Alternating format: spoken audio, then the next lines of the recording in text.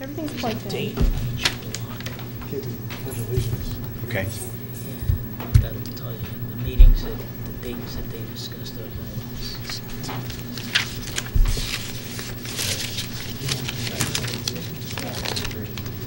Oh, okay, sure. Well, that was a quick fix. Thanks, guys. Guys, that was a quick fix. All right, I'll call the meeting to order, Yes, I do, thank you.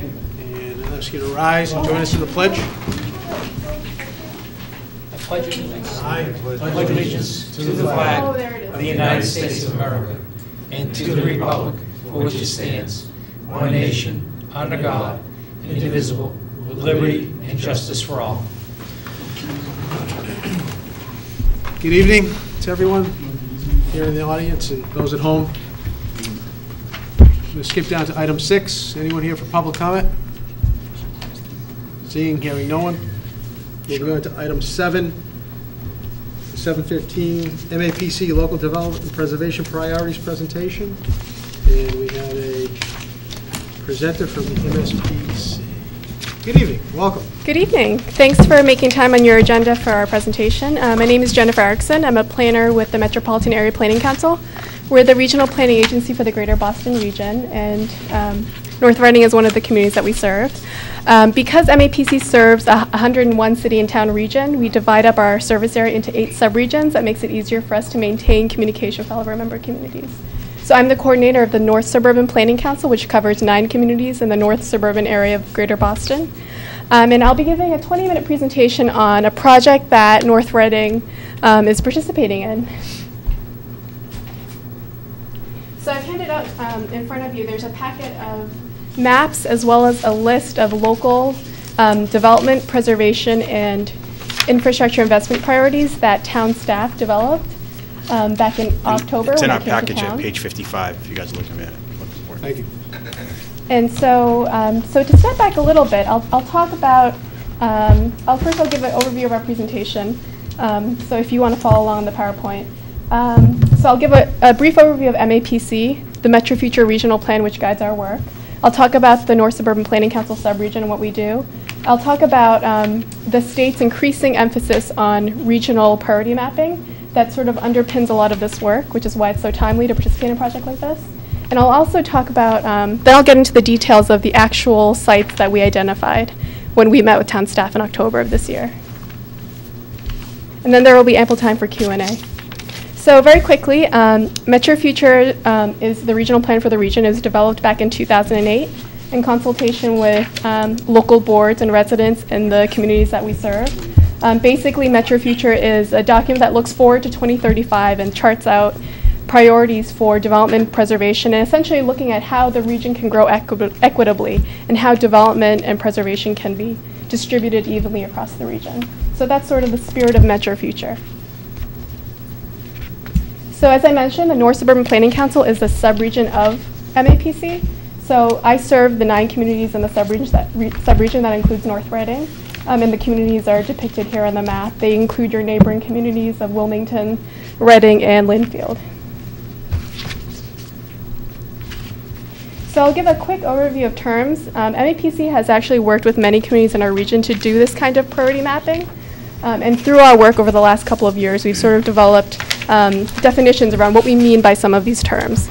So when you hear me throw out some of these acronyms, I'll just briefly define what those mean. So when we talk about priority development areas, these are essentially areas where we think growth and development should be emphasized.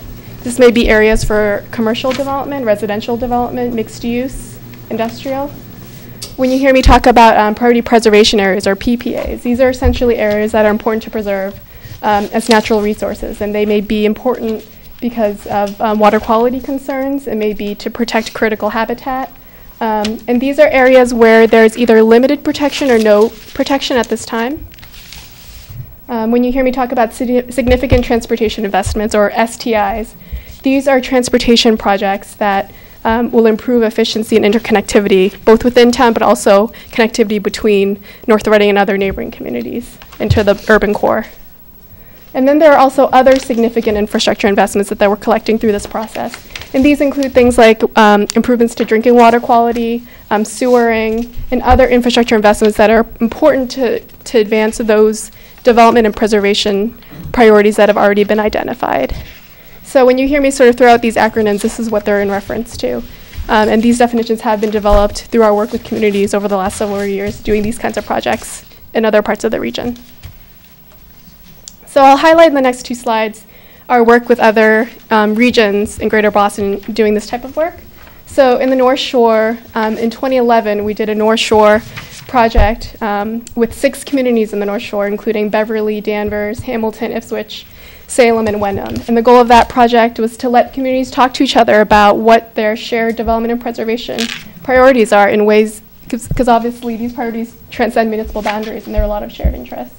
So us being a regional planning agency, we're sort of best positioned to help facilitate those kinds of conversations. So we used funding through district local technical assistance, which we advocate for annually in the state budget to enable us to work with communities in this way.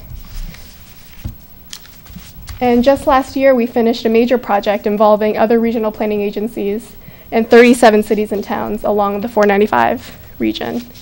And this project was pretty major. In many ways, what we're doing now in the North Suburban region is this project on a much smaller scale, and we took a lot of things learned through this project to do what we're doing in North Suburban. And this project developed a 20 to 30 year framework looking at both local priorities for development and preservation, but also regional, those that are regionally significant.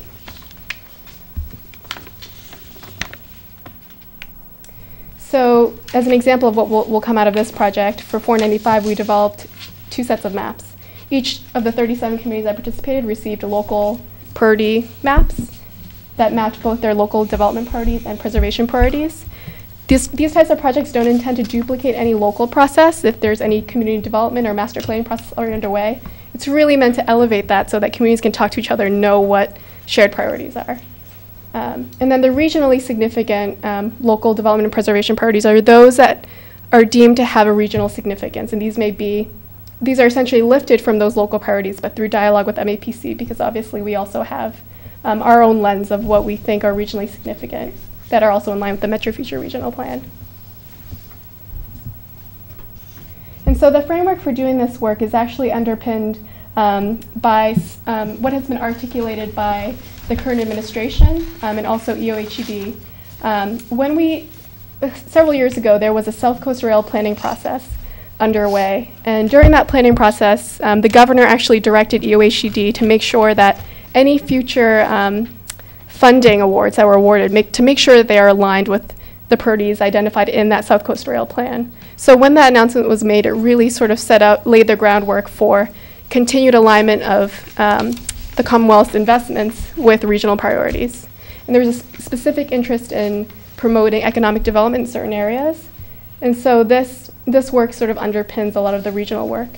And I'd say that most recently, in 2 very visible ways, the Commonwealth has articulated that it is committed to aligning investments with communities that have gone through a regional process.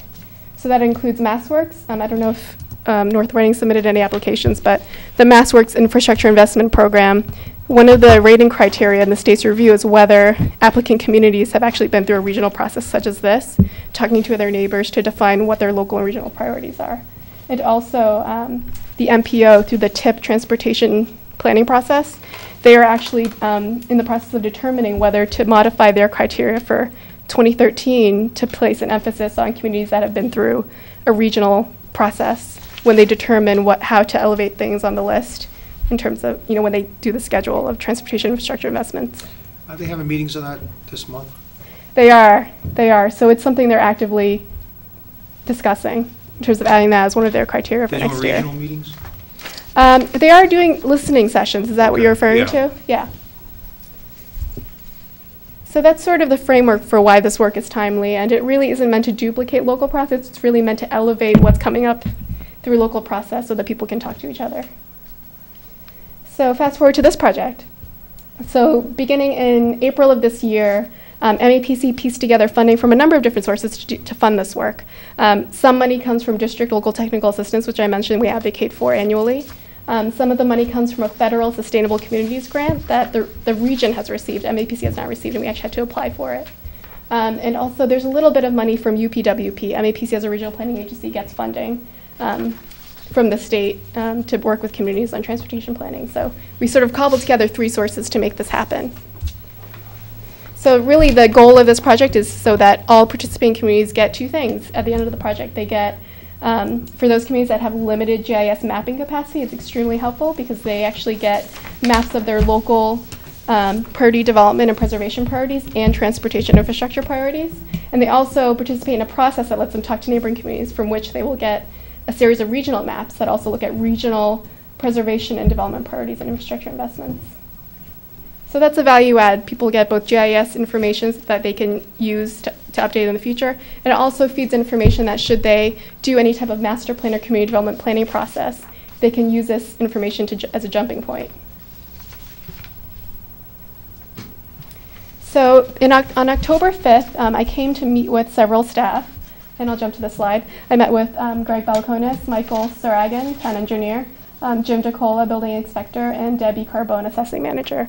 And we met for a good 2 hours in this room. And in advance of that meeting, I reviewed a number of town documents that have already been produced. So I came to the meeting with some understanding of the development and preservation areas that the town has already looked at. And we use that information as a jumping off point to begin talking about, when we look at North Reading in 5, 10, 15, 20 years, where do we want to concentrate development? Where do we want to ensure land is preserved? So it's a very focused discussion. And so to sort of give you a sense of sort of where we are in the larger project process, in advance of that meeting, the review of plans, existing plans and studies that I previously mentioned, the local meeting we had on October 5th with town staff, and then this meeting, which is a key part of the process, briefing local boards on the project and giving you a chance to weigh in on whether there are any areas that we've missed. And then the next step in the process is that my hope is I can use my February 2013 sub-region meeting. The sub-region meets the second Wednesday of every month, to use that meeting for all of the town planners and other town staff to have a chance to talk to each other about all the local priorities that have been elevated and to weigh in on what they think the regional priorities are before MAPC applies our screen, to really have that be a dialogue. And that will happen hopefully in February of next year. And then MAPC will take that information, and because we have a really strong GIS capacity in our office, we'll use that information. We'll do a regional screen based on available information we have about key things to look at, such as opportunities for transportation connectivity or areas of critical environmental concern. There are certain layers that we look at when we do a regional screen. So we'll do that probably between January and March of next year.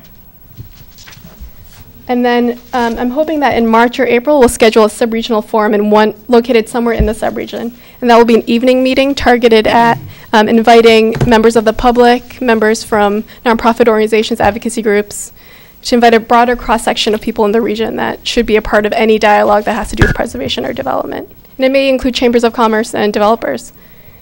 So that's sort of where we are in the process and where this meeting fits into the project. And then, as I mentioned, final deliverables include a series of maps and also some narrative outlining the process we went through to develop these local and regional priorities. And so now we fast forward to the information that the staff and I came up with when we met in October. You have in front of you a map of the priorities that are mapped. I know what's on the PowerPoint is hard to see, but I'll just quickly discuss the legend. So the areas that are in green are those areas we identified as priority preservation areas. The areas in orange are those areas that we identified as priority development areas. And then there are some areas that have hatching, that have both an orange with a hatching of green. And those are areas that we feel have potential for both development and preservation within those land areas. And you'll also see areas where there's a delineation in red, a red line. And those are areas where we defined as priorities for transportation infrastructure investment. This may be anything from sidewalk improvements to lighting and signalization improvements. So just to give you a sense of what's included there.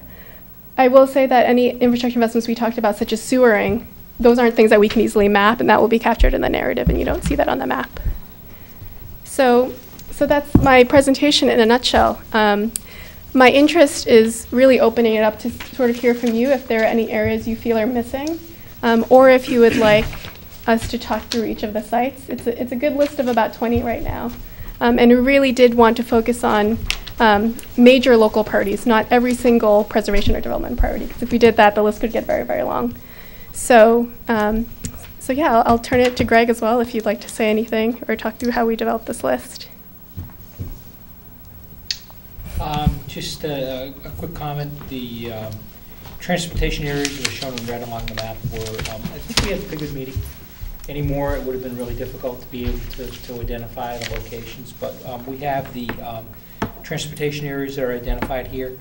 And what we did is we just simply went through and had a discussion based upon what our knowledge of the community was, what the board's priorities were, and what our understanding of the planning commission's priorities were based upon the master plan. And we sat down and we simply identified those areas that we thought were critical. Areas that the board has talked about in the past, we tried to identify and show them here.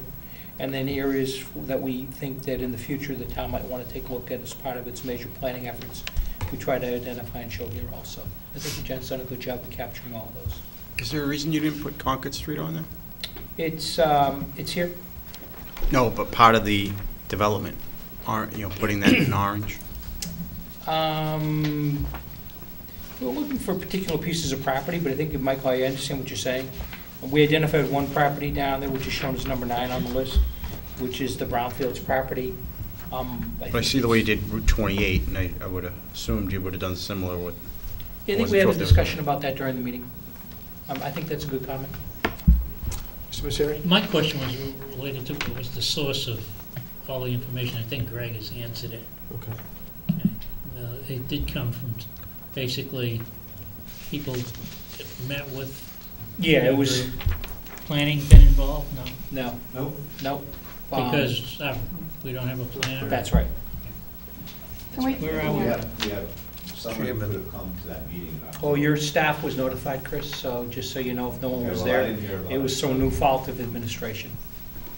Administration identified and invited Well, but, about a dozen people to the we were meeting. also notified about this, last Thursday? Again, that's no fault of administration. This has been on the calendar. Your staff was notified months ago. I apologize. Just a question for Chris. Where are we with the planner? Well, we did make an offer to one person to print it down. Oh, Chris, Oh, could you come to the microphone, please? Thank you. Sorry, I didn't mean to jump on you, but he asked me. That's fine.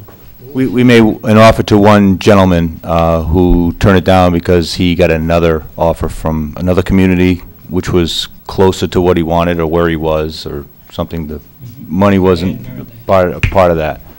And I'm not sure where we've gone since, because we haven't had a meeting since. We're going to have one tomorrow night.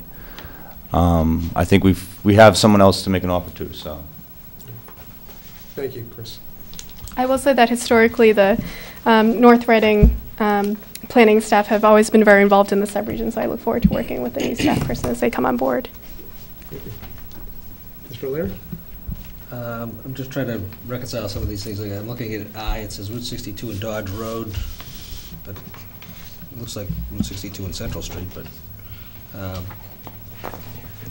because Dodge Road doesn't intersect Route 62 anyway, but. Well, we're trying to capture, in that one, we're trying to capture the driveway to the new high school. Capture it in what sense? That it was an area that we had to make some infrastructure improvements to. Oh, you mean the front entryway to the, Yeah. to the, to the That's new, exactly what it to was. the high school? That's exactly what it was. Okay.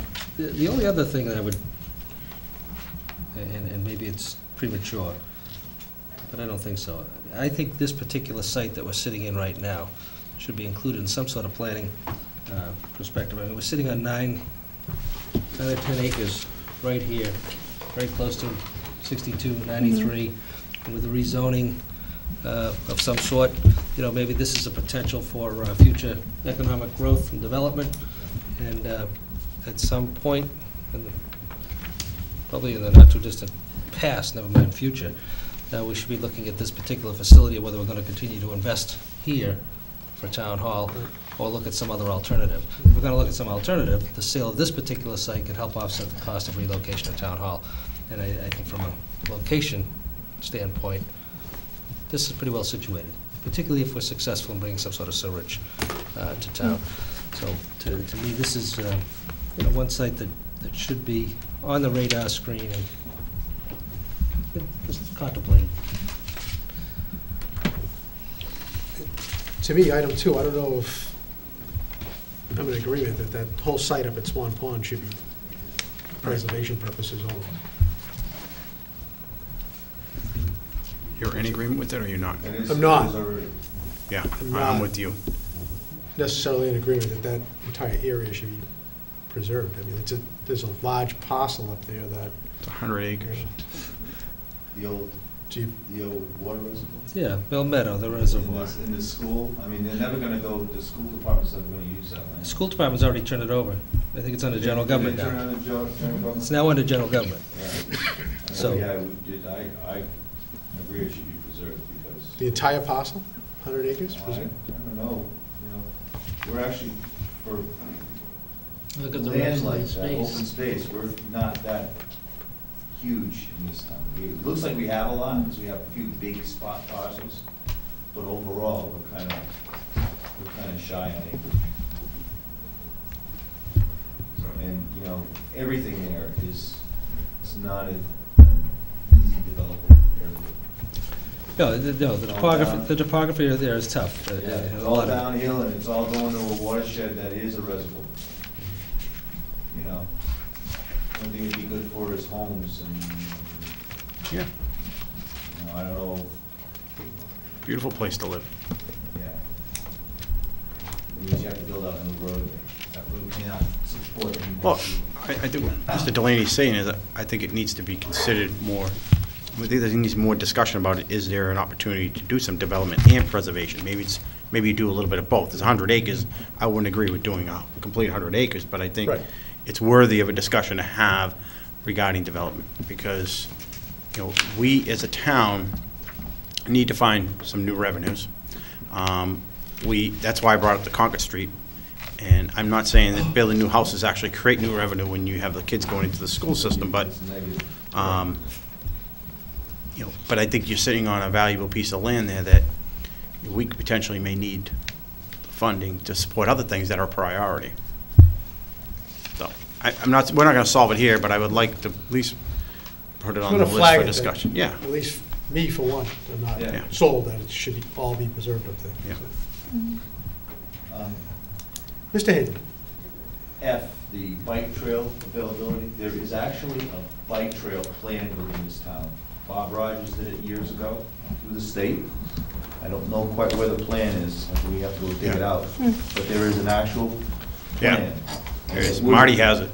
It would tie in Yeah. with the Peabody bike trail. Thought I I had read that. believe are somewhere, Yeah. you have to get back across the river, so you'd have to go a little piece of Boston Street probably. Yeah. No, there's a So lot we of could work. update how this is marked on the map to reflect any previous. Yeah, it should be there, yeah. Okay. The I'll work follow has up with been, you. the work has been done, you know, Mhm. or at least most of it, so. Yeah, I think there's some bridges that need to be built. That's one of the reasons why it hasn't gone forward, but I believe Marty Tilton has all the updated plans. Greg, can you help me out? 10 and 11.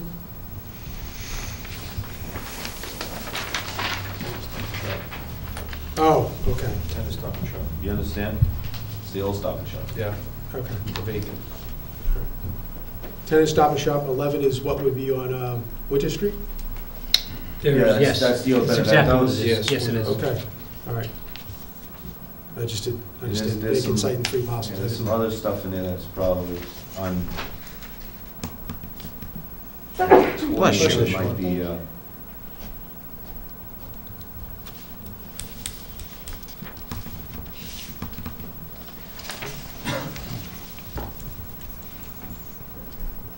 I guess it's got all of it. Might be another parcel in there that's possible. And number 9, excuse me. Which one's that? Where, near 10 and 11? Yeah, this side of what they have called out as the bike path there. See there's some acreage in there? I don't know if you can see it, it's hard. I can't get my map to blow up here to show it to you. Here's a slightly larger map here if it helps, if you'd like to mark anything Yeah. as markers. Is this part, there's some property in here. You can see it on your little maps. If you want to delineate it, I can Just digitize south it of, later. just south of that bike path? And that is privately or town? That's probably private, Privately, that's- but that's still Nelson. it's some large parcels. It's the Nelsons. Yeah, yeah. So, but, you know, something to look at. Right. At some point. Yeah, it's the Nelson's property, and also I know the current owners of some property out there, particularly where the trailer park is. I've heard discussions. Which trailer park? Starlight. Starlight, yeah. Starlight. They just did a big upgrade there. They did an upgrade there, but they were also purchasing all of those units. He already owns the land. Right. He's purchasing all the units. The units. The rental, and that particular park is under rent control, believe it or not, in North Reading. Yeah. So that he cannot unilaterally dismiss people out of there without paying their way, paying for the movement of the trails, paying to find them a location. He's been doing it. So For development? he's been doing some of that. No, what he's been doing is as the units Talking about what are maybe at going, some point. or come up for sale, he's Private. purchasing them. Okay. So now he's taking Starlight, control, right. and in not too distant future, he'll have control of all of it. And It's right next to Stop and you know, It's right next to the Stop and It's right. my guess is that his intention down the road is Yeah, to right on market the 28. property Right. differently. It'd be the Starlight,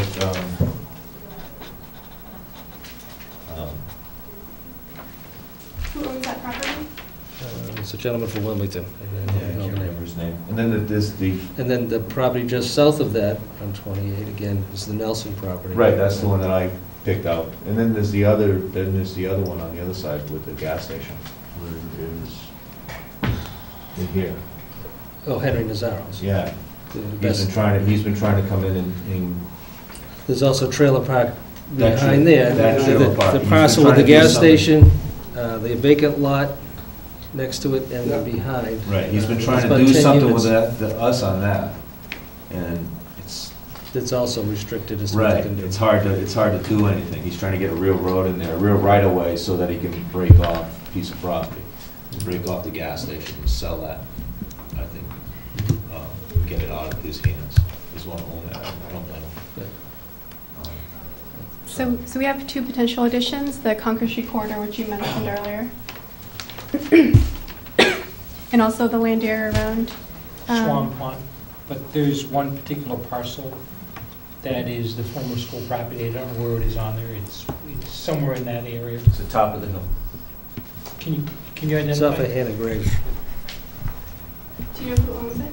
It's owned by the town. Oh, it's over here. Hey, see that big green right below your hand? All that whole big All green that whole area is what area we're right talking there. about. Yeah, they're talking about this here. This, I believe, the water tower is here. Right. It's right up on. So it's this area here, I think, was the school property. Right. Yeah, this one right here. You see where number 2 is, you Yep. see Mhm. that was the school property, and that's probably the closest to being developable. That's fairly flat. Right. But if you want to develop anything, you got to put something more than houses in there, if you want positive tax flow. So what type of development, if this piece were to be considered as a development priority, what type of development do you believe would, Residential. is there a priority there? Residential. Residential? I don't think you could do anything else. It's sandwiched in residential. We have a water tower here.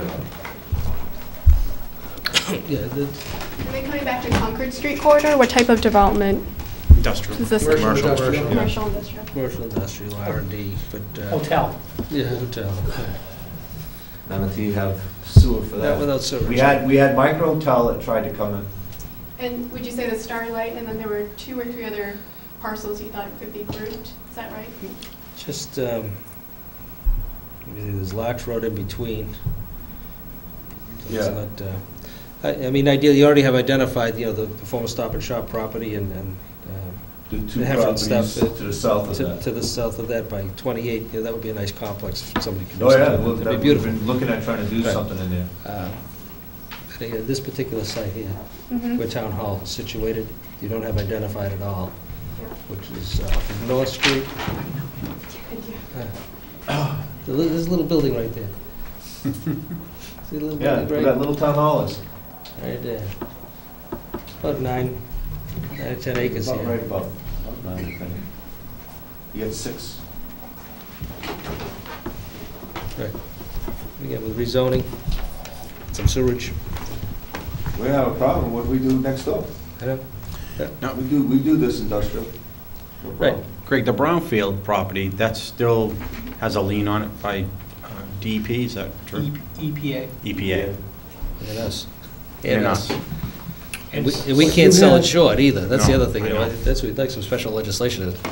But I believe at that conference you spoke at recently, you had some discussions. Mass Development has some programs that are available for the state.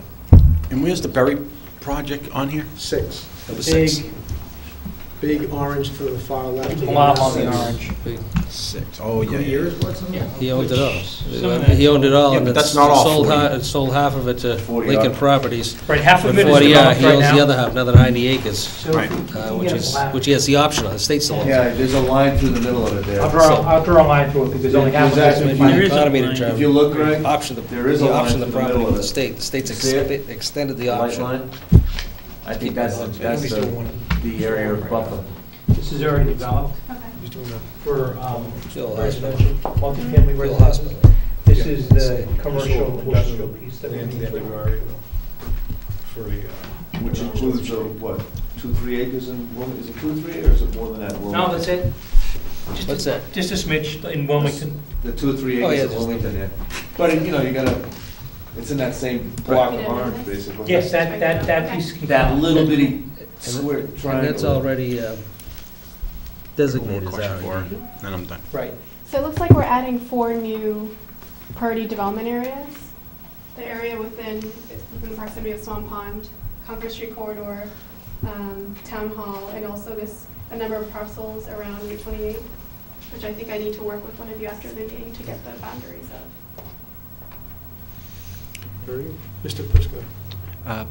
With this whole change now in philosophy related to stormwater, Mhm. how has that really affected what you guys are doing now in your planning and your mapping?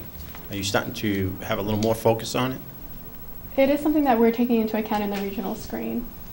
So we will be looking at aquifers and water protection areas and areas within flood zones. So that is a part of our regional screen. Is it identified here on this, in this map? Has some Not of that work been yet. done? Not yet? Not yet in this map. So we've sort of held off on doing the regional screen until we wrap up all the local discussions Okay. in all the communities, and then we'll map everything and apply the regional screen. Because I assume the state is going to take some aggressive action relatively soon related to stormwater. Right, Is that true? absolutely. They're getting increasingly more aggressive around how communities proactively mitigate stormwater impacts. I Thanks. think we're right on line, if I may. I think Commonwealth's writing in stormwater is right where we need to be with the state. In what the DEP has been, the Public Works Department has been putting together all of their. I'm sorry, Chris. I'm sorry. The people at home really. Yeah, I know, I'm not. Because it's important what you're saying. Yeah. Public Works has been working for stormwater for several years now, and I believe we're right at the cutting edge with the state. We've got I think we have all of our certificates together. I mean, Mike is doing a survey. I don't know if you've been driving through town and seeing people looking in manholes. That's a survey that he's doing, and that's what it's for. Yeah. So we're right there.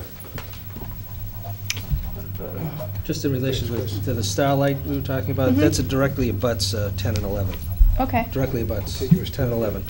And then there's probably, What are the other parcels that you mentioned that and are? then probably 1, 2, 3 parcels south of that is another big area, right along with it, which is the Nelson property, Mhm. which is currently vacant, and needs development, which is right Steve, across, help me out, right which across one? from the entranceway of the postal facility, huh? Okay, that's what I was trying to. Directly figure across out. the street from the Okay. post. It used to be a former gas station Yeah. years ago, Okay. and there's a house in the back, quite a bit of acreage. Yeah, There's right. a big house back there. What type of development would the town prioritize for these parcels? That'll be Sterling also? commercial, retail, commercial, I would think. No, maybe not? Well, yeah, it's gotta be some sort. You don't want industrial. Office, Could be- put office there. Well, I don't think it would be, And you then, know. would the postal facility, with the uncertainty of the whole situation with the postal facility, would that be something that we should be factoring in as far as consideration? I think that's done. I don't think it's uncertain anymore. We've got Well, a the postal back facility. one, what about the front one?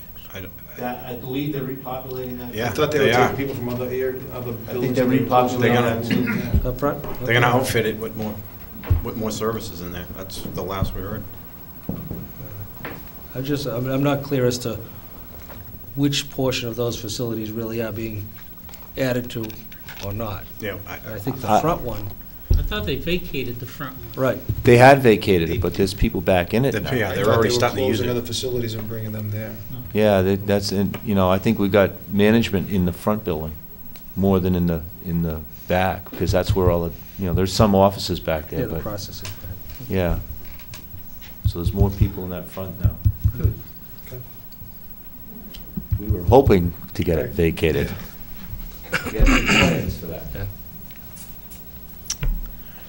Thank you.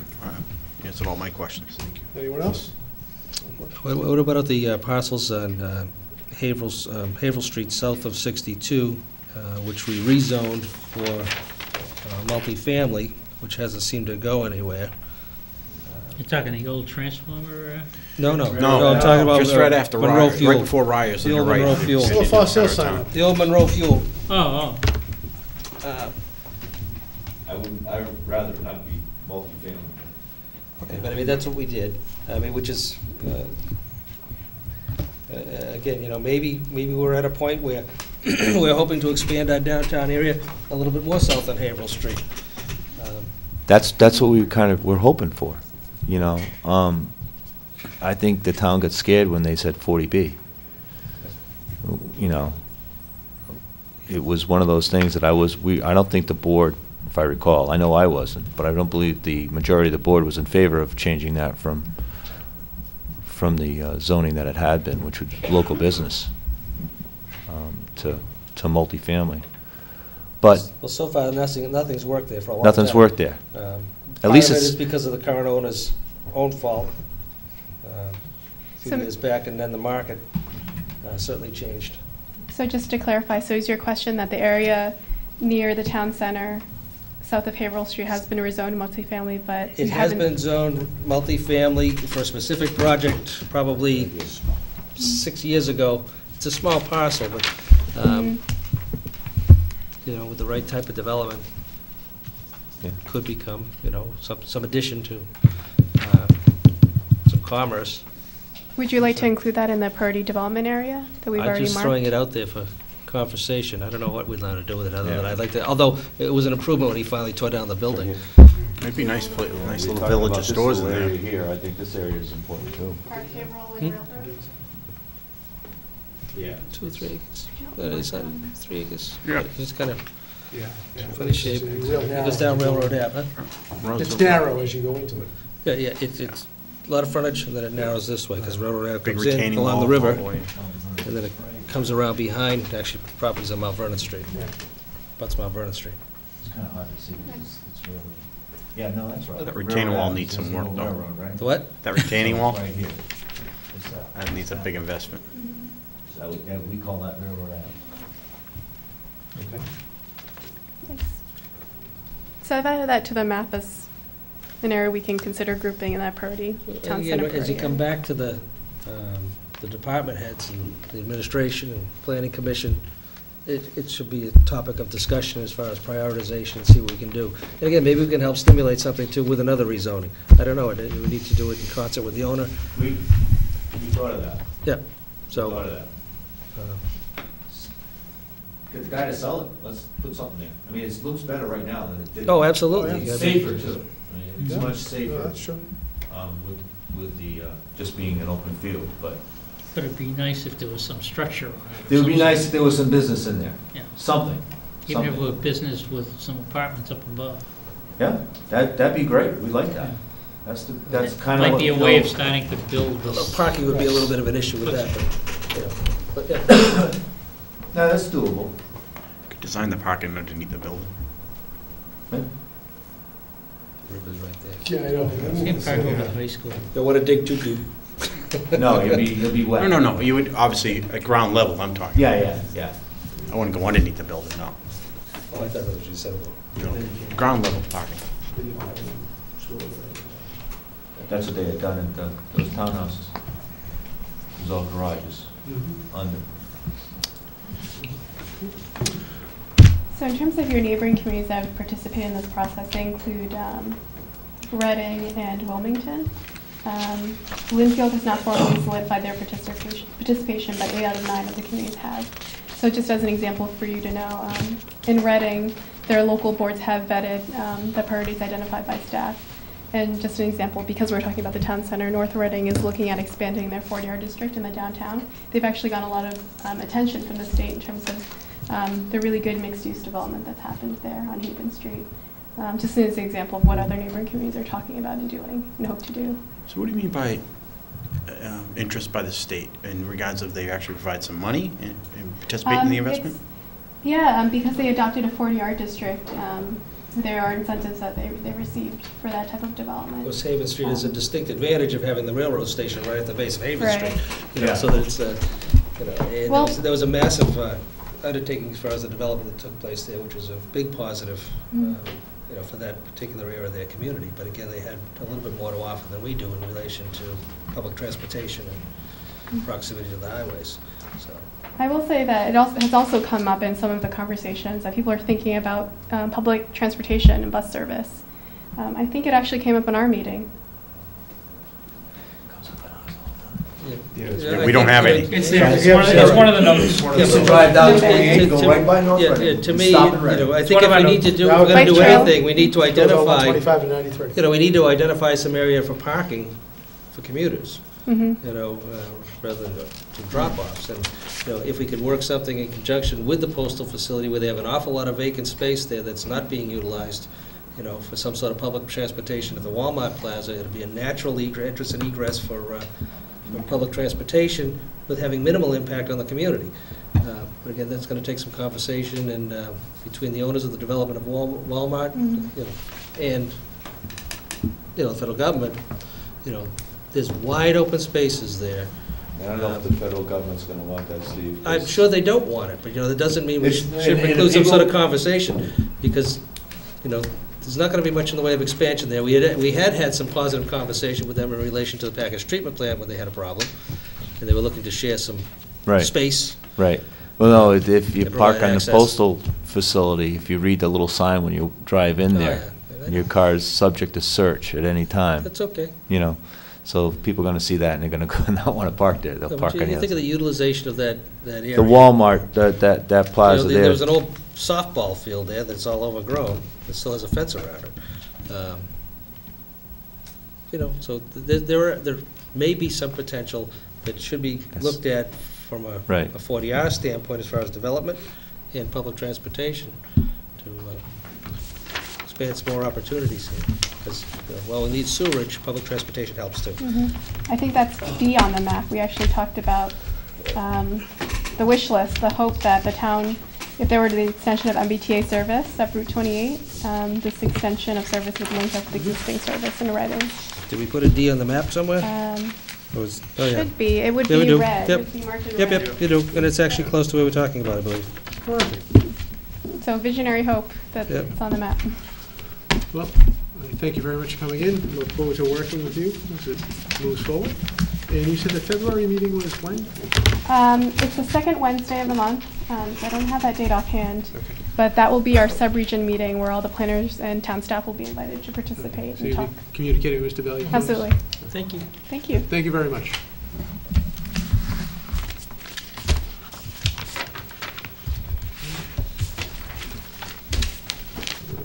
I do expect Mr. McGrath from the recycling committee to come in, but maybe we could jump back up to the minutes. He's right out. Oh, is he? Let's just go back to the minutes. Hey, Yeah.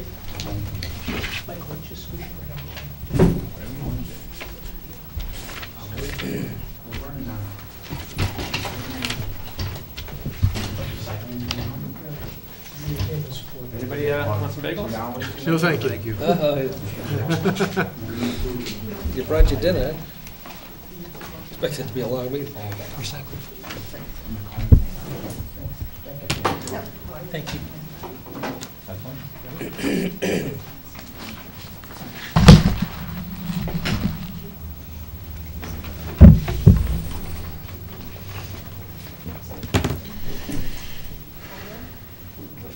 This is the one that's at page 55. I screwed up earlier. You know, well, I took care of you. Well, I combined them all together We- into one. Joe and I, Sharon? Oh, you?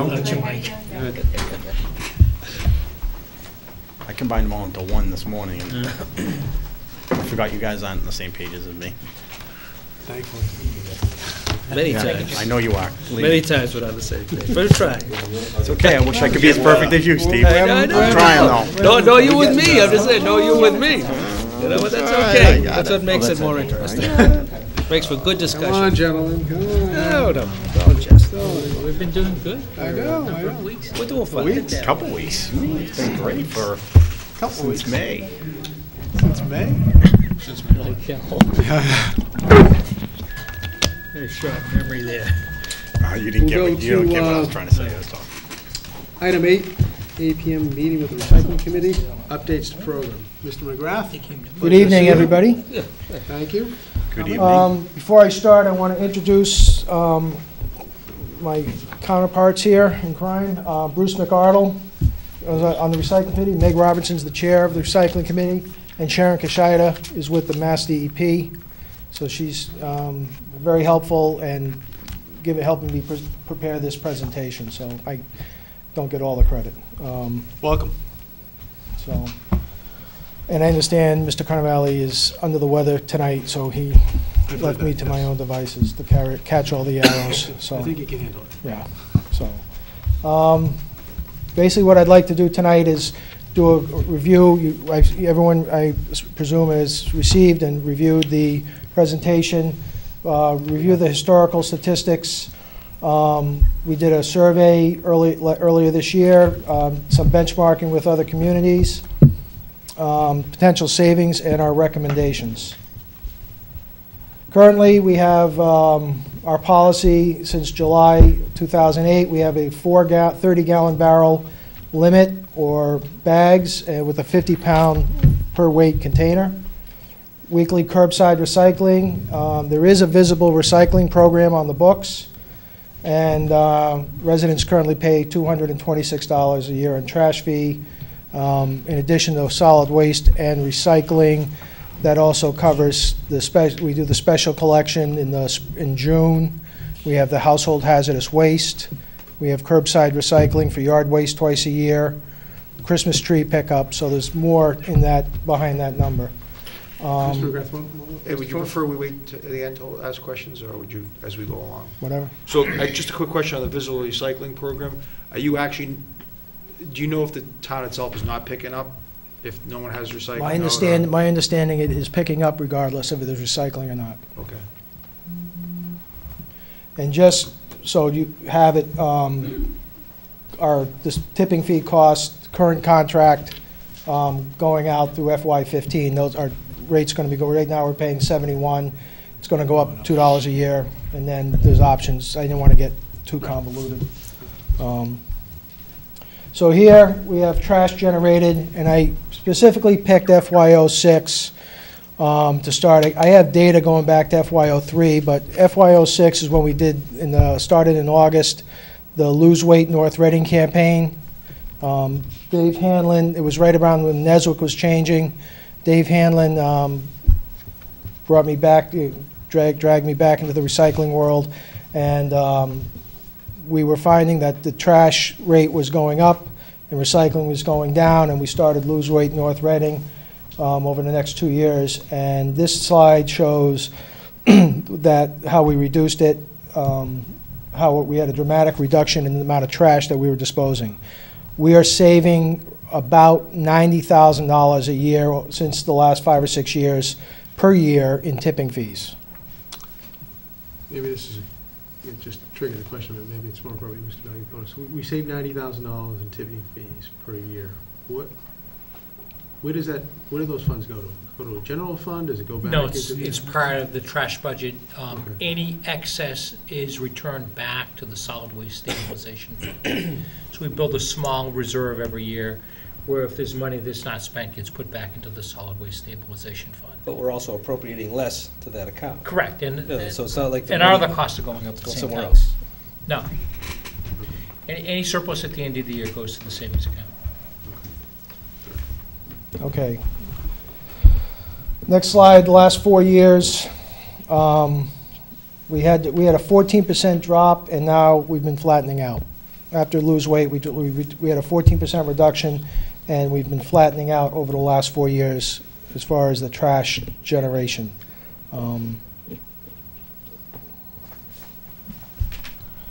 Papers next. Again, the impact of lose weight North Reading. Dramatic increase, and then we've been tailing off the last couple of years, and I'll show some on the next slide. I do want to point out, in previous years I reported to the board about weights, not that I thought you went back and checked my numbers, but I pulled out, the numbers you're showing you are only JRM numbers. The last couple of years I have not been able to get Abitibi numbers on a reliable basis to incorporate them or in the GOP books. I pulled all those numbers out. So these are just the JRM figures.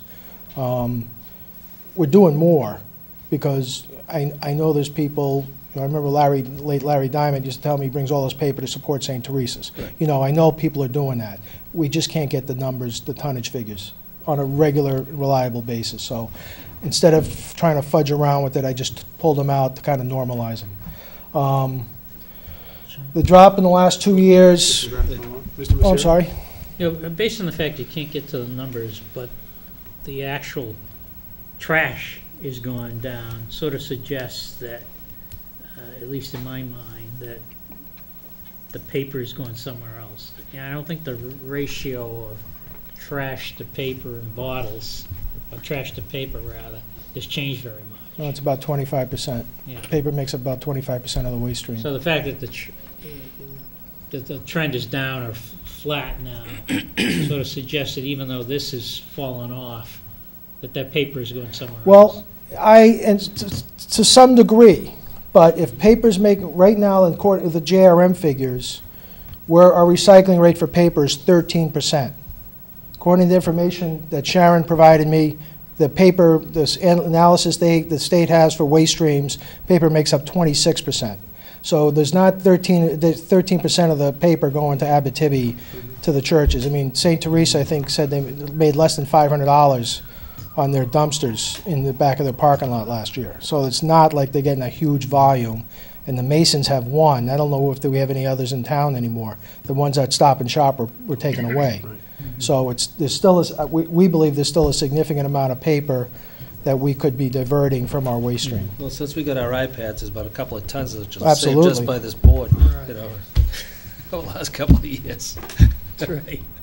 And part of that's, you bring that up, the schools are doing that too. A lot of times, a lot of stuff is electronically, and the schools also said they're trying to get away from the on the higher grades, they're doing less with paper and using more electronic type stuff too.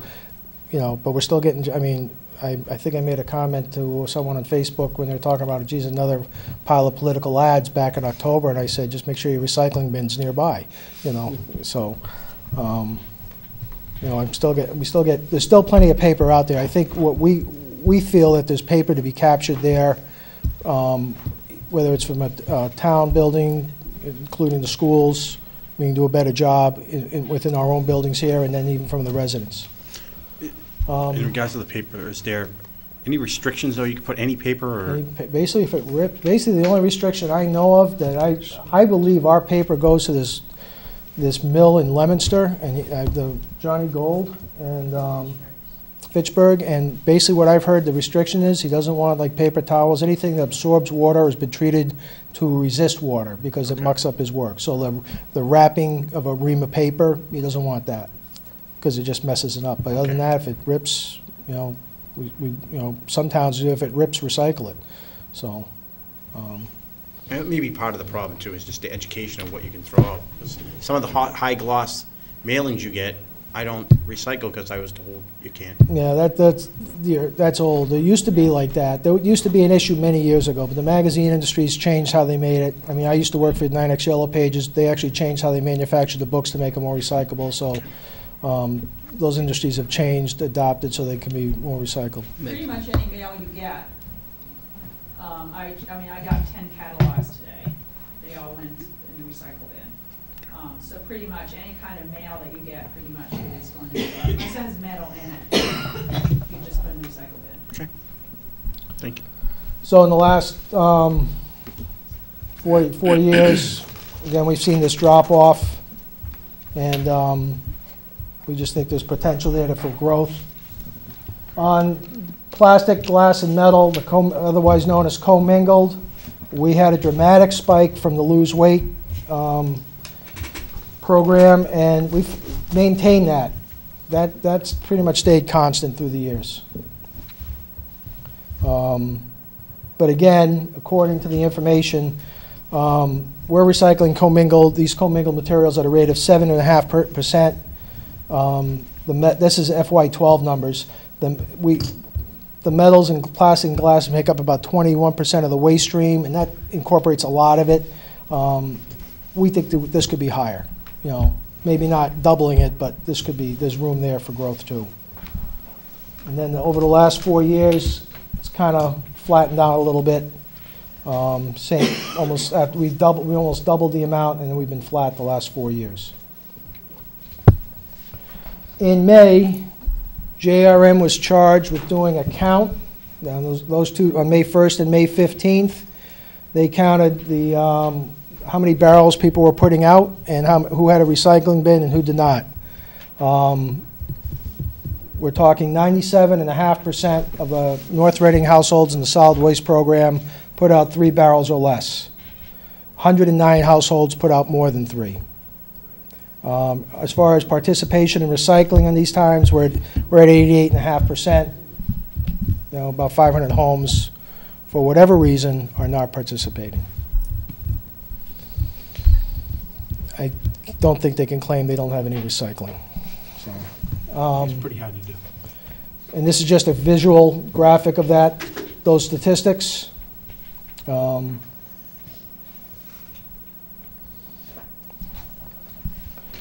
right. Working with Sharon, we looked at a bunch of towns, and working with Dick, we met and came up with a group of towns that we thought, with Dick's suggestion of who we were going to compare to. I know in the past, previous boards have had towns that they're kind of benchmarking against. We took these towns in the North Shore, and this is the pounds per household per year in trash for FY12.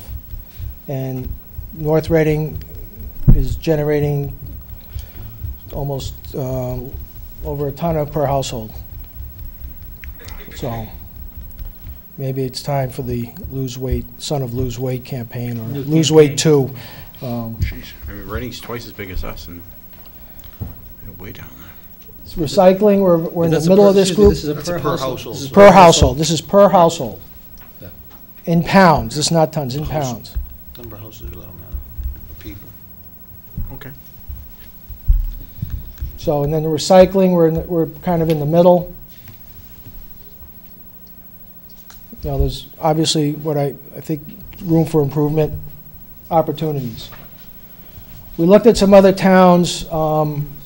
Reading, we hear a lot about in our meetings because of what they did with they initiated a weekly recycling from a bi-weekly recycling in October of FY11, and they enforced a no recycling, no trash.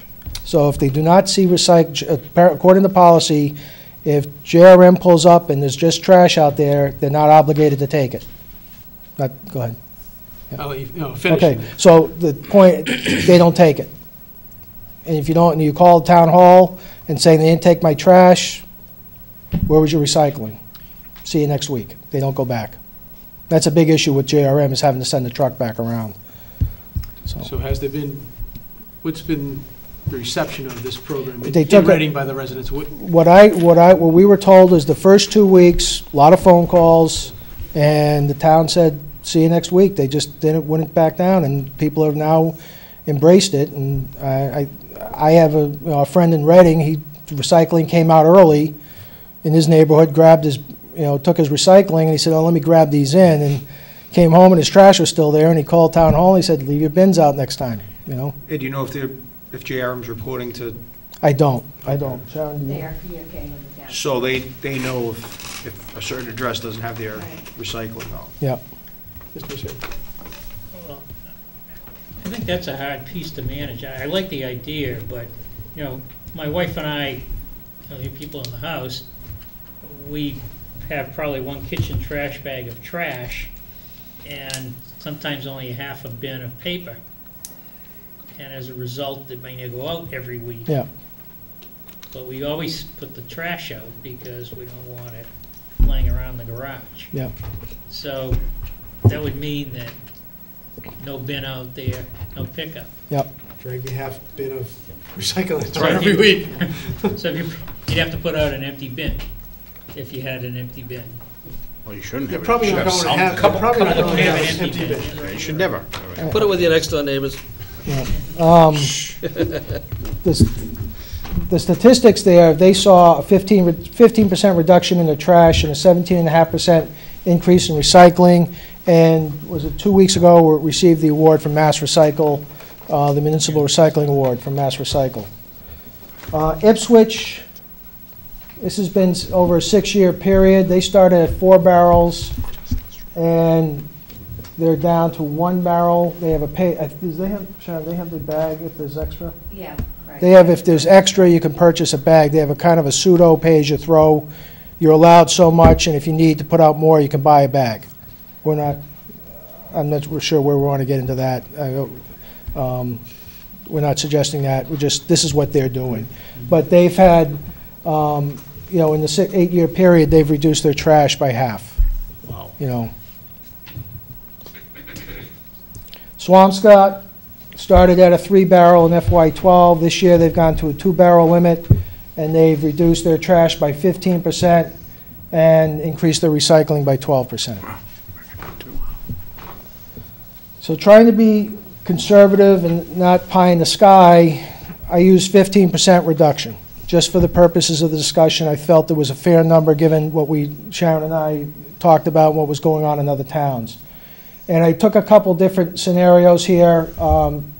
Using the average from FY06 to FY12, we would see at a 15% reduction, we would see 850 tons less go out at a savings of just under $60,000. If we use the average over the last 3 fiscal years, it's about 780 tons with a savings of about $55,000. And based on last year's total, we would save about just over $54,000 in addition to what we've already been saving. So that would be over $100,000, over $125,000 in avoided tip fees. So the recycling committee's recommendation is that we implement the mandatory recycling. We basically enforce what we have on the books, effective July 1st, 2013, and put the barrel limit to 3, starting July 1st. We feel this gives us about 6 months of education. This is something other towns did. Reading did this, that people had several months to get adjusted to this. So there's a reason why we put this out. To make this happen. I think, does Reading have a town person in charge of recycling? Employee? Not a dedicated person. But they have someone under their...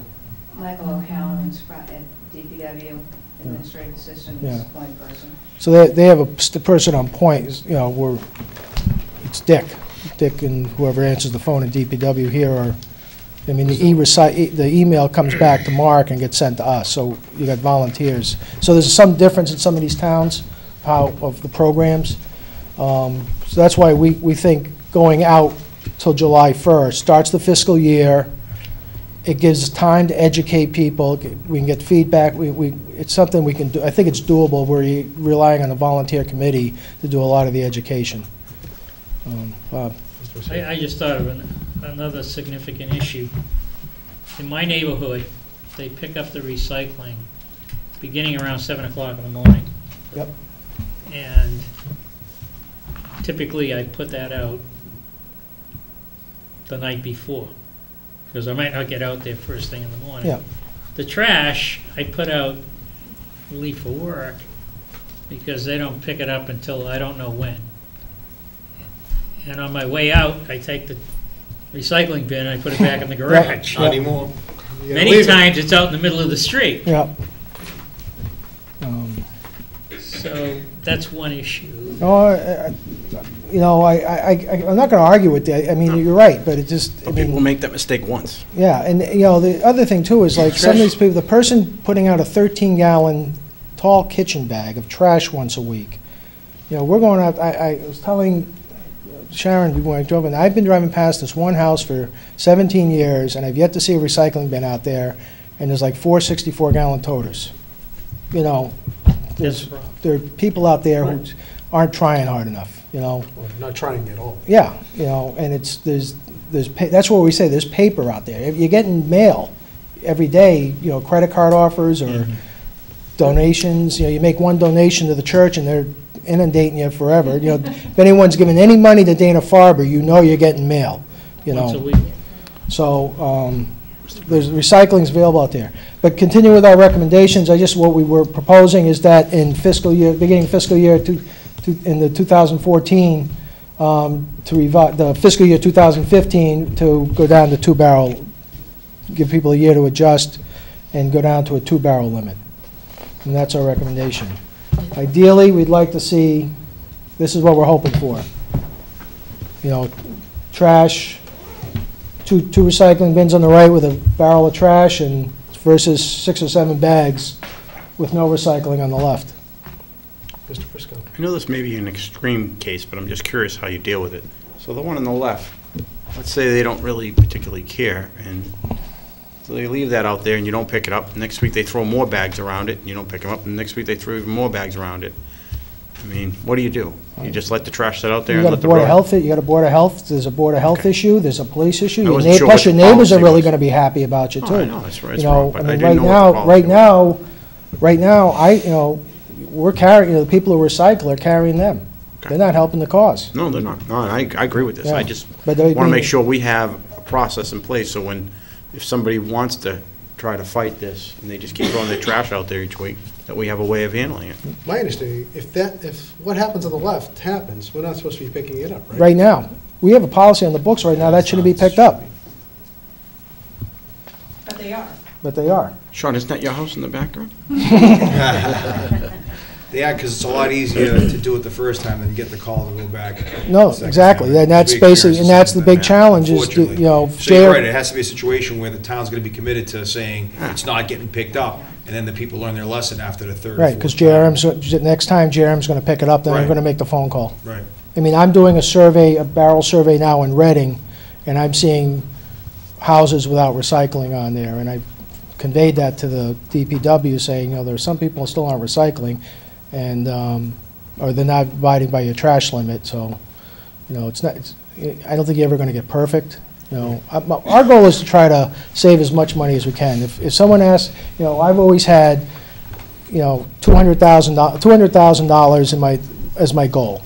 I call that the break-even point, the cost of having the recycling trucks go around each week to pick up recycling. If we can cover the cost of that and avoided tip fees, I'll be a happy guy. And that's what we're striving for, you know. And that's why when you hear the statistics, when I talk the statistics, I'm always talking about avoided tip fees. You don't hear me, I'm always talking about the money. It's how much do we avoid paying? And that's what we've been shooting for. Ma'am, you wanna come up? Peanut gallery as well? Kim Smith, 151 Chestnut Street. I just had a couple questions, because I'm with you. First of all, we put out about 1 barrel a week, but we have more recycling, and I hate dragging out all these things. And JRM's been really good about it. We use a big 30-gallon barrel, clearly full of nothing but recycling, clearly set over with our recycling bin. Yep. I'd be delighted to buy one marked recycling in green. You don't even have to Clearly- buy one. You can just get a sticker at Town Hall for free and Perfect. I slap love a sticker on it, you Like I know? said, they've been good about taking it because, Yeah. you know, my big stuff, my milk jugs and stuff. Yep. You know, I don't want 5 or 6 of these little bins to take No, out all the time. I've got it's- big light stuff that I'd put out. In fact, I've had people say to me that they have gone down to 1 barrel of trash, or they've reduced their trash by 1 barrel. They need another recycling bin. And I said, Yeah. get a sticker and use the barrel for recycling now. Right, Put your commingled in Because I that. always worry every week when I put it out, they're gonna leave it How sitting many there. years did I How do? many years ago did you Yeah, do yeah. And the other question I have is, I know you covered it briefly, the idea of a pay-as-you-throw, is, like I said, we do 1 barrel a week, but then I have the week where everybody decides to come over to my house, and I got 4 barrels to put out, or I finally decide to clean something out. And it's once every 3 months, once every 4 months, but I do want it picked up when it happens once in a while. Yeah. If I'm doing it every week, yeah, then I'm out of policy. Yeah. All I can tell you from talking with Dick, there's going to be some level of common sense in this. I know other towns, the week after Christmas, people got family over, they have more trash. You're kind of, okay, that's a common sense week. After Thanksgiving, if you've been hosting a big family, you're going to have more. I mean, there's certain times of the year you're going to use common. There's an element of common sense in this. Well, I'm coming by for the sticker on, what's today, Tuesday? Town hall, just go to the DPW desk. Right here, Mr. Fode? Has there been thought to go on a single stream? We haven't, it hasn't gotten far. I haven't been convinced that single stream, the town benefits from it. There's some issues that I find. Can you explain single stream? Single stream would be where you'd have one barrel, you put all your paper, all your plastic, all your glass, everything goes in one barrel. And most of the towns do it. They issue a 64-gallon recycling toter. There's the issue of who pays for that, the hauler or the town. So that's one thing, one hurdle that needs to be thing is. But what I hear is this paper recycler in Fitchburg, if he hears you're going single stream, he doesn't want your paper, because they get glass shards in the paper and it messes up his machinery and his plant. So he just will not accept any paper from a community that goes single stream. So I don't know how that affects that. I also understand that 30% of the paper that goes into a single stream container gets contaminated and winds up as trash. Who's going to own that? Is it the hauler? Is it the town? Who gets that? Who gets tagged with that cost? I don't, I mean, this is something I know would be in a contract, but, these are issues. Then people think they're really recycling. I'm putting all this paper in here. Well, 30% of, it's not getting recycled. It's not really being recycled. So I'm not sure if it's. And the only reason I'm asking is I know people have a hard time enough separating, so Yeah. just having to throw it into one container. Yeah. I mean, we've doubled ours in Chelsea based on the fact that we've gone single stream, but you bring up some good points on where's it going. I mean, if you're doing it to try and reduce, our cost. Send it from solid waste to recycling, then that's the way. But if Yeah. you're concerned about where it's going, then that's another issue. I mean, I think that's part of it, I think that's part of it. And I think, when you look at Chelsea, if you had people putting out 3 recycling bins per resident. If I had them put out one, I'd be ecstatic. Oh, I know, but if you think about it, if you had people putting 2 or 3 each from each residence in Chelsea, there'd be a lot of crowded sidewalks on recycling day. It depends what the town is. And I remember when Dave Hanlon was DPW director, we looked at it, was one of the questions came up, what are you going to do on some of the streets in town, Central Street, in the middle of winter with snowbanks, where the road's already narrow, and now you're putting out 64-gallon bins with 20 or 30 pounds of material in it on on some of these smaller roads. Some of the newer neighborhoods that are wide, the streets are wider, not so much an issue, but some of the older parts of town, I mean, Martin's Pond, how are you going to do that? It's probably a challenge now with the containers as it is, with the width of the roads. So that was an issue that Dave felt needed to be addressed, and we never got to looking at it, pursued it. He knew some people up in New Hampshire that were doing it. He wanted to go see how they were managing that issue. There's always issues you got to manage. But that was one of the ones with the single stream. And what I understand is from single stream recycling, the haulers want it because they only have to put one guy in the truck. Right. It's cost effective for the hauler. I haven't seen any benefit no one said, oh, the towns benefit. Here's how they benefit. I haven't heard that talk yet. The problem also with those barrels, in my opinion, is from my driveway, is getting them up and down the driveway. You're not on usually flat, where citywide you have more accessibility to the street, where a lot of people don't have that accessibility. And I know physically I wouldn't be able to move one of those. And I will say we haven't gone to the bins yet either. We haven't gone to toters yet. We're still using recycled bins because we don't have people putting out as much as you are here. So. Yeah. So in summary, we have a decline in trash tonnage, decline in trash tonnage, and a decline in the growth of recycling tonnage. It's flat over the last 3 fiscal years. We want to take some steps to reduce and control solid waste disposal costs and either maintain or reduce trash fees.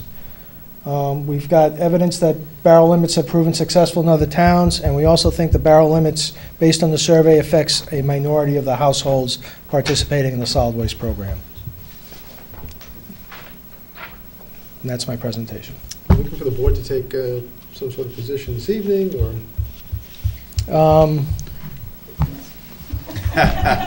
Is there a motion? We don't have a motion. We don't have a No. We can write one.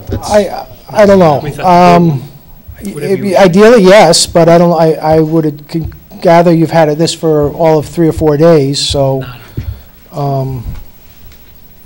you know, I'd be happy to come back next time you want to put us on the board, on the docket, and we can kind of revisit this quickly. I mean, I'm pretty much in favor of the recommendations that are made by the committee.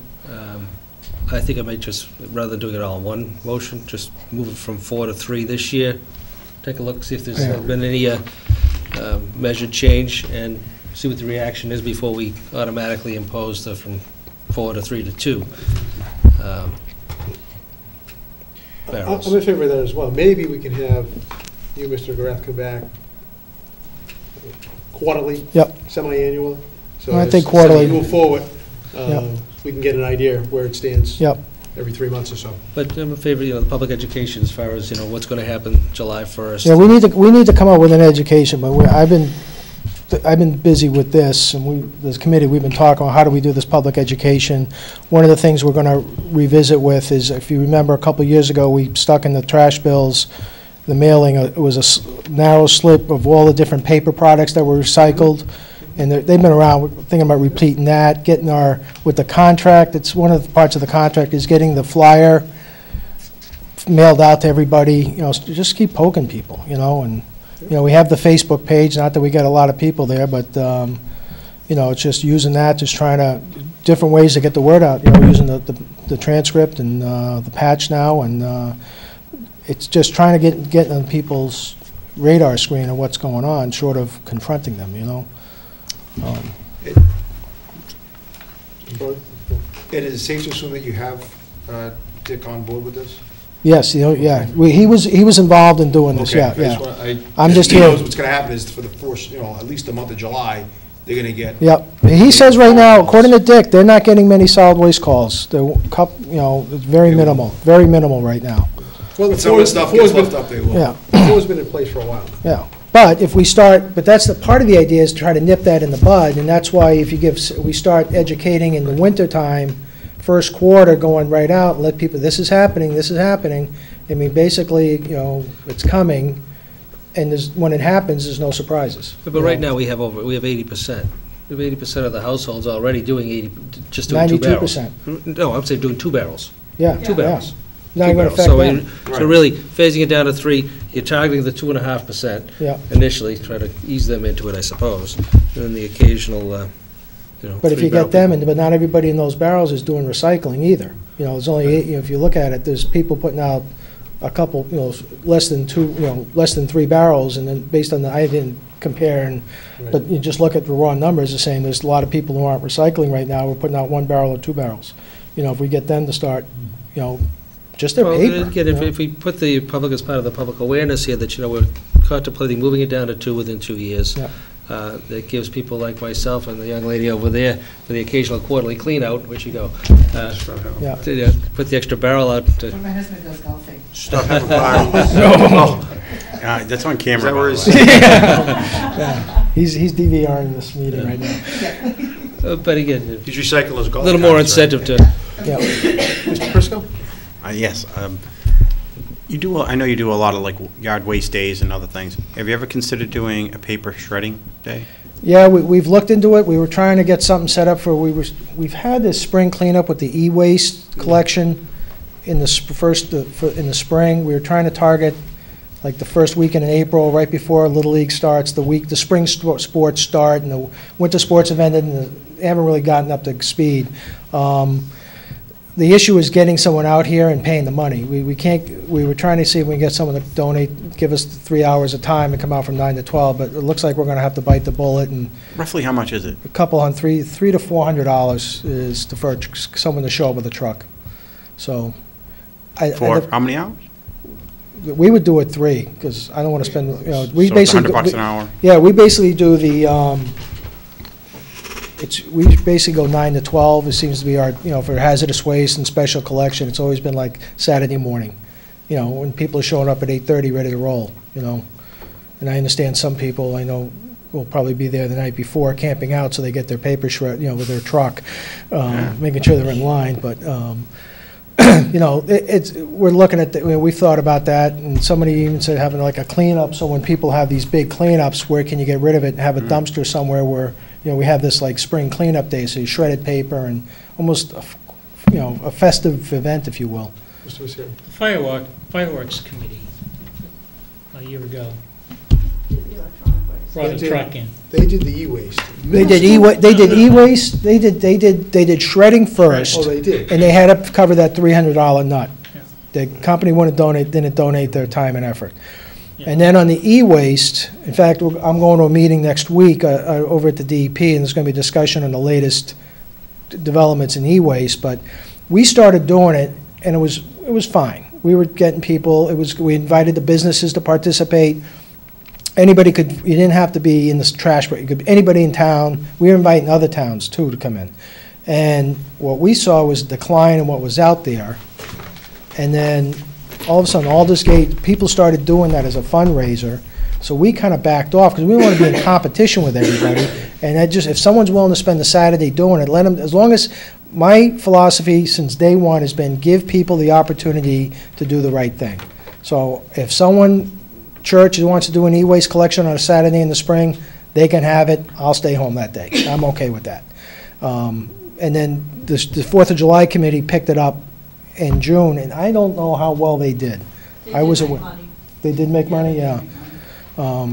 But there's, the issue, you gotta vet those, and I'm gonna find out some more information if it's worthwhile. And talking to some of the people in the industry, where's the market, who you use. You wanna make sure you're using a reputable company, that the stuff's not, there's some stories that there's warehouses full of CRTs up in Maine that they can't get rid of them now, So, that's about, if someone's going to do it, I don't want to compete with a church, some group, town group that's trying to raise money for one of their events. If they want to do it, let them have it. That's not I'm not worried about it. What are you finding if you know, say, the Little League Complex, Ipswich River Park, the high school field? What are you finding there? Where's Rita? She's waiting till after this question's over. What I've seen, and even town comment, what I've seen cropping up in other communities are, they have, I think I have a photo of it. Yeah, I know what you're talking about. We've tried to recycle next to a trash bin. Woburn has them. I was in Woburn today. Reading has. Reading has them. Lowell has them all over the place. They're Yep. cropping up all over the place. Yep. We don't have any. No. Yes, we don't have them. We don't. That's one of the issues that the recycling committee is looking to take on. We've had discussions. We're trying to hook up and get a joint meeting with the recreation committee, to come up with a way. There's issues on man hours. How does the parks staff go and collect it? What happens at the Little League field? Are they hauling it from the Little League field down to behind the barn on Central Street? I don't know what's going on. I think the people on the ground level need to be involved in setting up a program. We'd like to get more. We got a grant, was in the paper. We got a grant for public area education, recycling containers, $1,000. Right now, if we have, we're kind of in a rush to get that. I don't know we were hoping to have the Parks Department be involved in selecting something.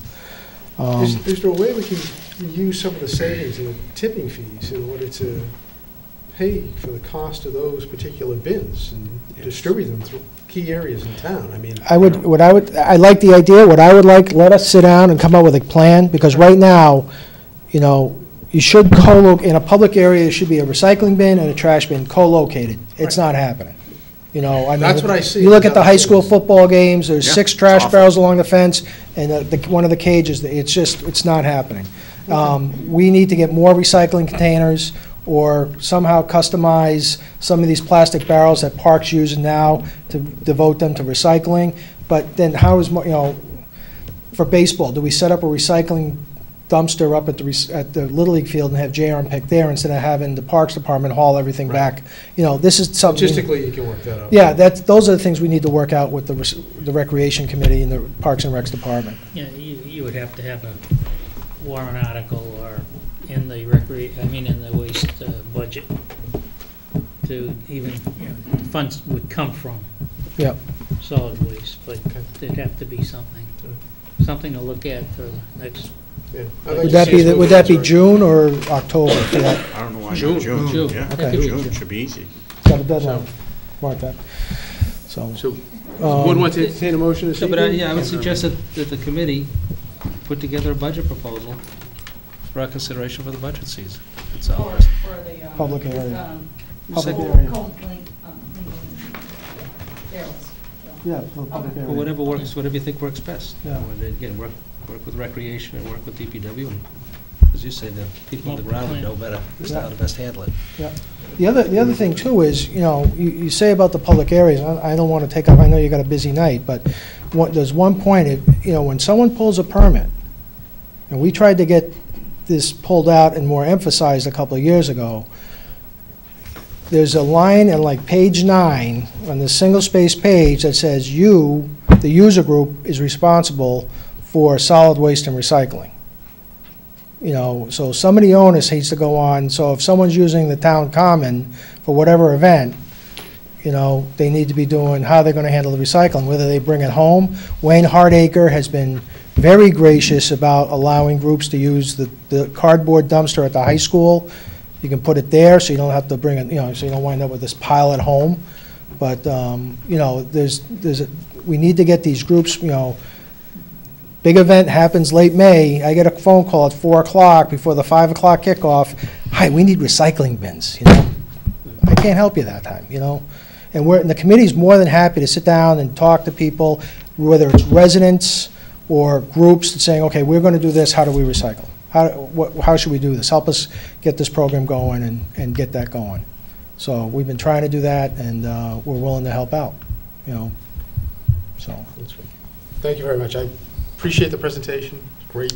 I appreciate the work of the recycling committee. Yeah, you guys really saved the I'm going to make a taxpayers motion, money. but one of the things you say, implement the mandatory recycling policy. Do we not already have one? It's more enforcement then. No, we don't have. We don't have a I mandatory. believe we do. I'd have to. We do. No. I thought we don't. I think I we thought we do. did. I'll have to look. I was looking at it. All right, I well, couldn't I'm find gonna- my notes to say we had, but I was looking. Why don't we look at it, I don't know if you're going to now, I was just say, have it made for the next meeting, so we'll All right. get I If know you everything want to tied look, in. you want to look at it in con? Yeah, I'll get it. Let me know. Yeah. And then, I'll let you. actually, maybe we get a look at it anyway. I'll let you together. do it. You can convey it to. Okay. Yeah, those just others. have the administration pull it together, reference whatever the policy is, and Well, yeah, Well, it's it may be- effective the 13th, July of 13th. And then maybe, yeah, if there is an existing one, maybe might want to tweak it a little bit Yeah, too. we'll see. We'll take a look at that. Okay. I'll talk to Dick. So, all right. Great job. That was a great job. Thank you. Thank you. Appreciate the Thank you time. very much. No, thank you for Being your time. You really save the taxpayers money. You really do, and we appreciate it. You're welcome. I'd like to move on to item 9, update on the Chestnut New Street traffic situation. My understanding that Mr. Prisco Mr. Prisco. All right. and Great Mr. hits. Valiakonis, there's been discussions with DOT along with Mr. Cannavale concerning efforts to reduce the truck traffic along Chestnut and New Street. A couple of weeks ago, Selectman Prisco, myself, Mr. Carnavale attended a meeting at the Mass DOT office down in Arlington, which is District 4. And as part of that meeting, we asked them up front whether the district would look at a 24-hour truck exclusion as being something that they would consider. You'll recall that that was a substantial portion of the discussion that the board had several months ago. And Mass DOT came out and said that they would not entertain that. One of the items that came from the discussion was that they would, however, consider favorably the opportunity that there be a nighttime truck exclusion at that location. They felt that it met the necessary criteria to establish a nighttime truck exclusion, and they encouraged the town to consider that in terms of what its alternatives are for reducing truck traffic along that street.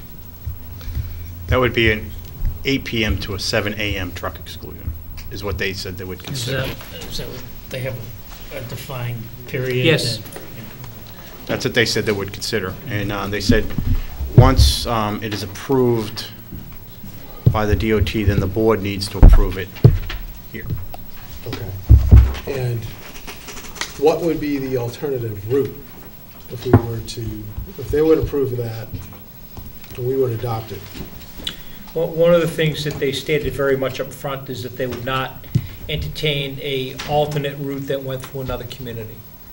So there was discussion that the board had had previously about using Route 28 down into Reading or 93 as being possible alternative routes. They would not entertain that. So the route in the eyes of the Mass DOT would be on Haverhill Street. Haverhill to Park. That's right. That's right. But It's not that they going want into another community. Right. Well, they just said that we weren't necessarily unique in thinking of that What was idea. there, I could somewhat understand the 28 issue, somewhat, not fully. Because it's more of a main road as opposed to Haverhill Street, Route 62, Park Street. But what is their objection to us sending it down 93? I guess I fail to completely I understand think the that. concern that they had was distance. Distance. Distance from that, look, right, that was that's what they had said. And they said that they weren't actually, that they wouldn't consider it. They actually said they would consider it, but they also backed it up by saying they've never had one of these ever get approved by another town, ever in the history of the DOT. What if we look at a truck exclusion from the Wilmington line to Route 28? Then the turnaround, because most of these trucks that are coming through town are going, 62, Winter Street, Chestnut Street, I believe, are coming from the Wilmington area. They're not coming up 28, or they're not coming necessarily from Park Street and around and across, because if they're coming that way, they're already at 93. And if you're going to have the exclusion from the Wilmington line to Route 28, they're a mile from 93. 1 mile.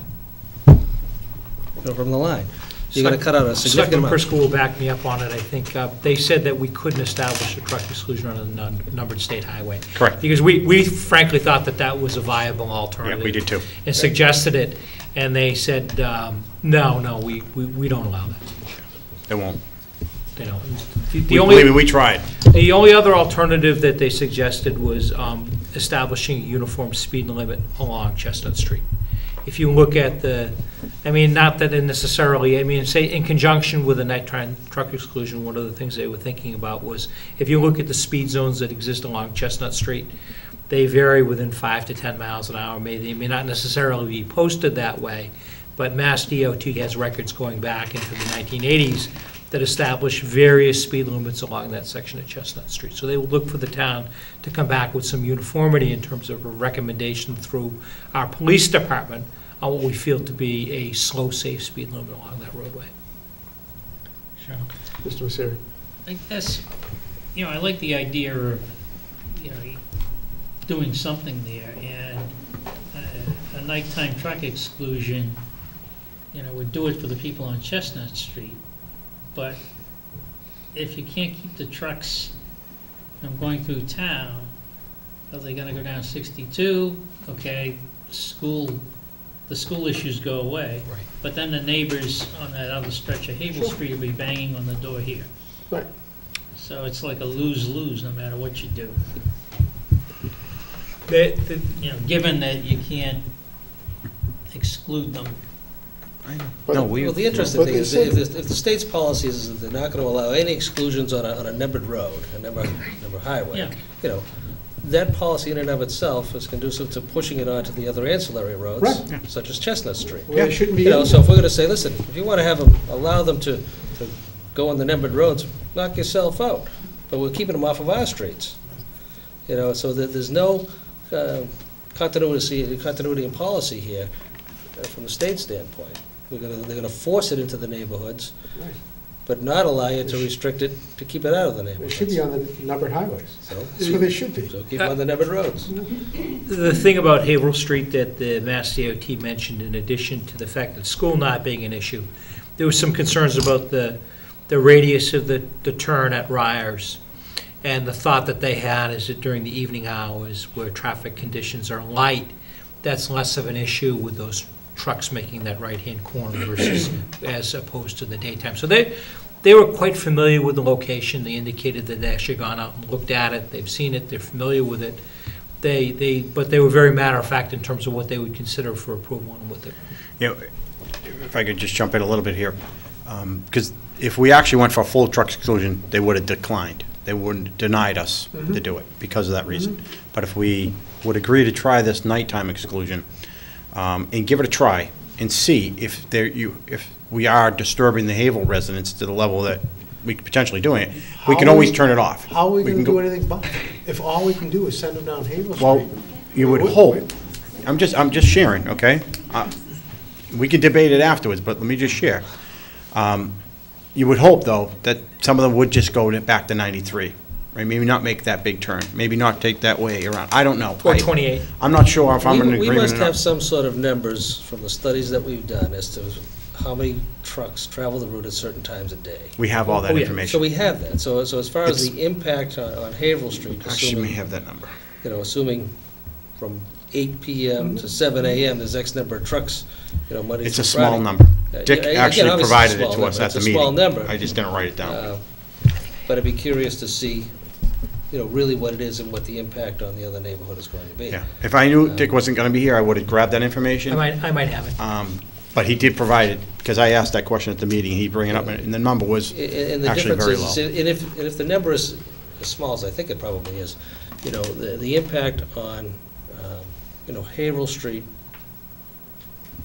as far as traffic, and when the largest concerns we heard about were not just the level of traffic, the volume as far as during the course of the day, but being able to cross the street, bring the kids down the sidewalk, kids walking to school.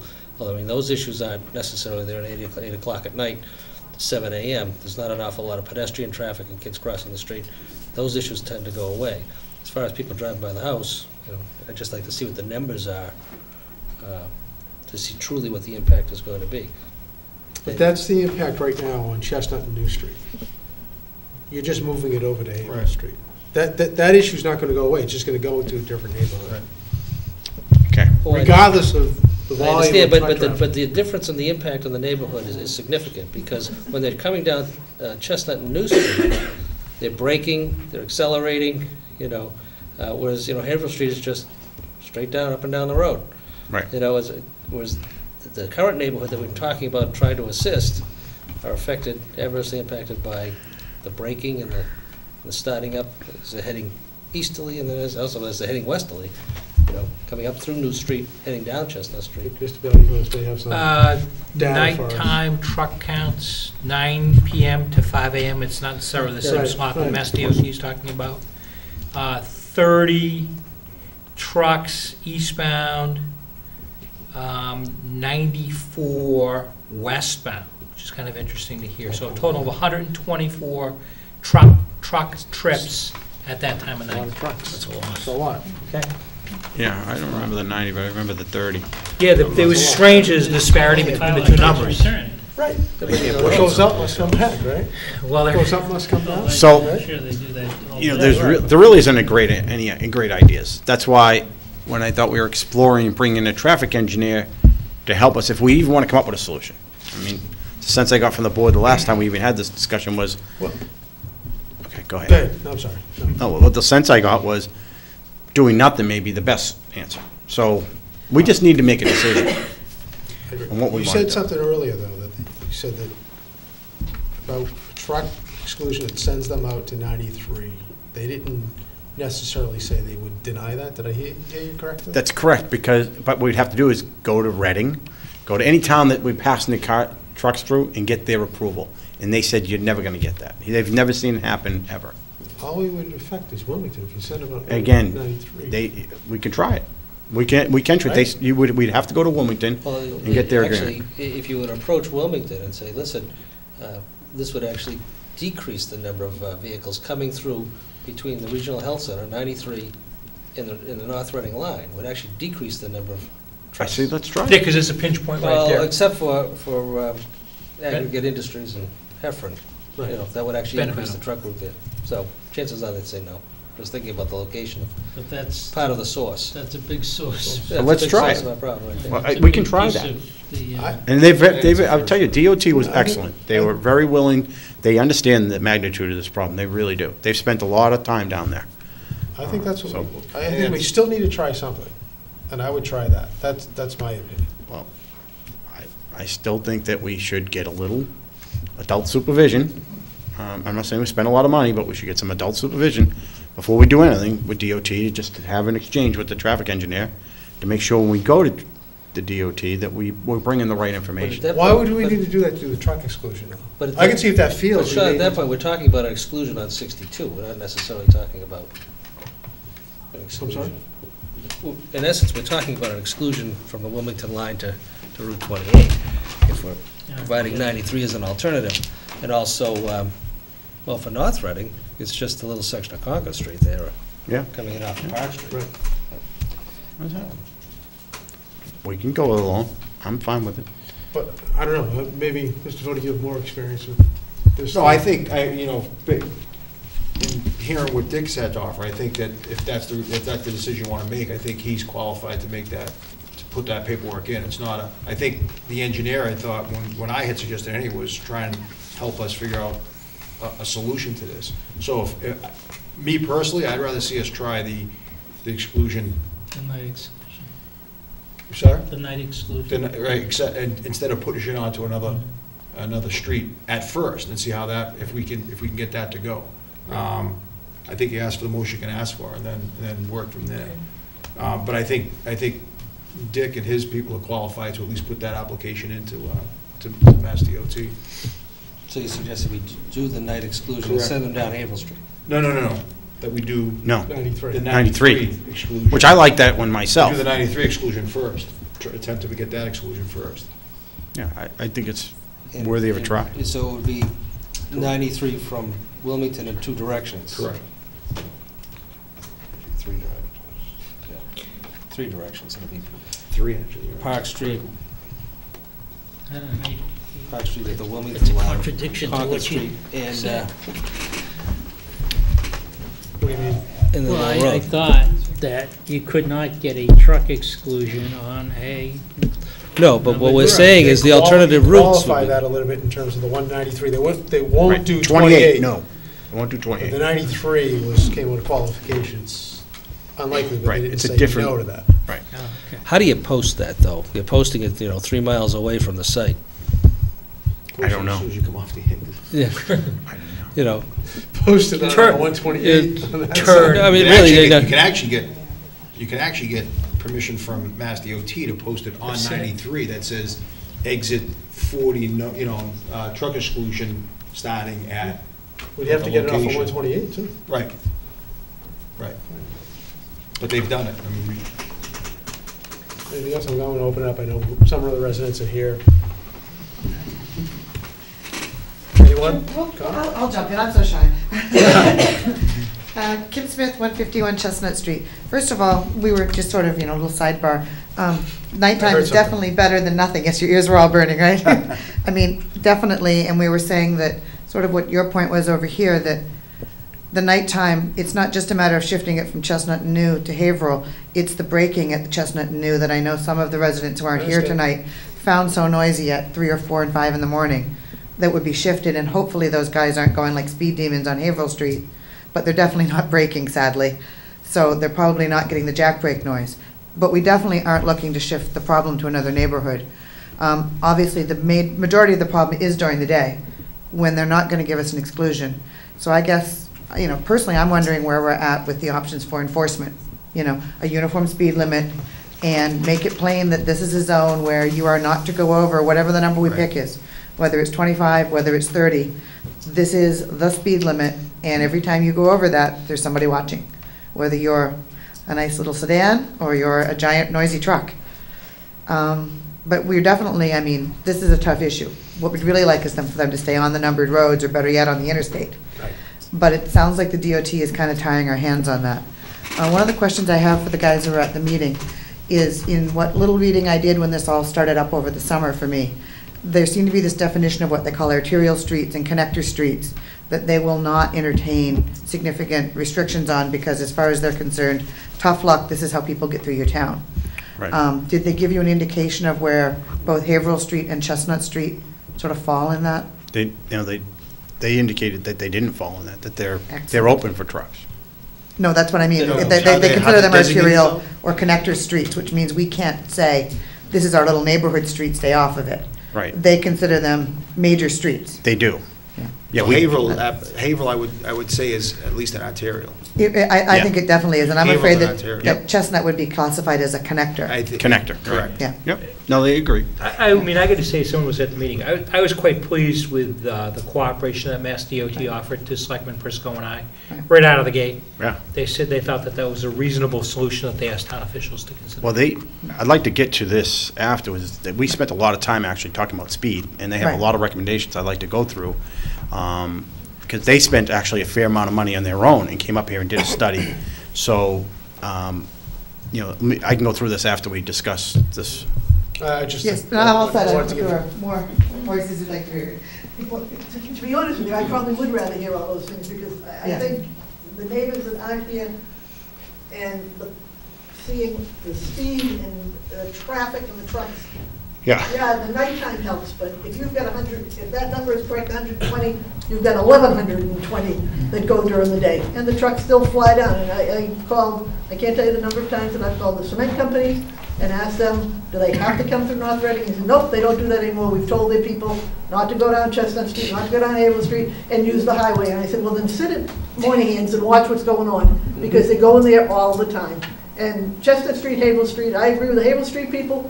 Any more traffic, anything else we put there. So, I mean, I think it comes down to speed, enforcement. So, I mean, I would rather hear that, because to be honest with you, I'd vote today to put more money into a traffic person coming in to tell us what to do. If you have to do what Reading did, put those granite blocks that they did in there so the trucks can't take the turns, then it forces them out of there. So I don't know if those things are legal, but in Reading, they did that to keep the trucks from going down those roads in the center. Well, it's okay.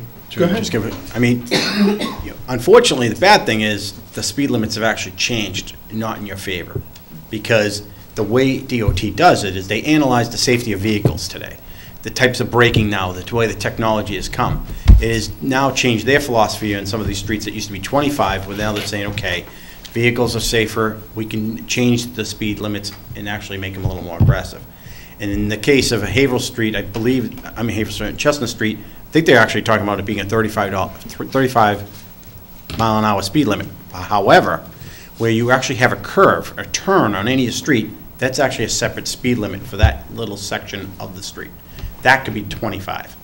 So the longest sections are 35, the turns are 25, and it's really weird. They showed us this little map, and it's amazing how many different speed limits are broken out across that whole road. So they said they would work with us. They actually, what's that? Chestnut Street, the speed will change?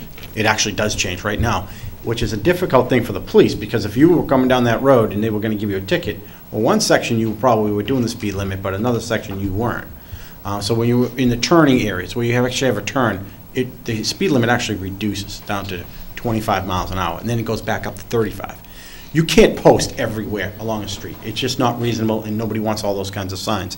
Am I saying anything incorrect at this point? No, you're right. But they did say post that. the 25 and don't post the 35. But they did say That sign got hit. they have proof. They can show evidence that this has actually worked.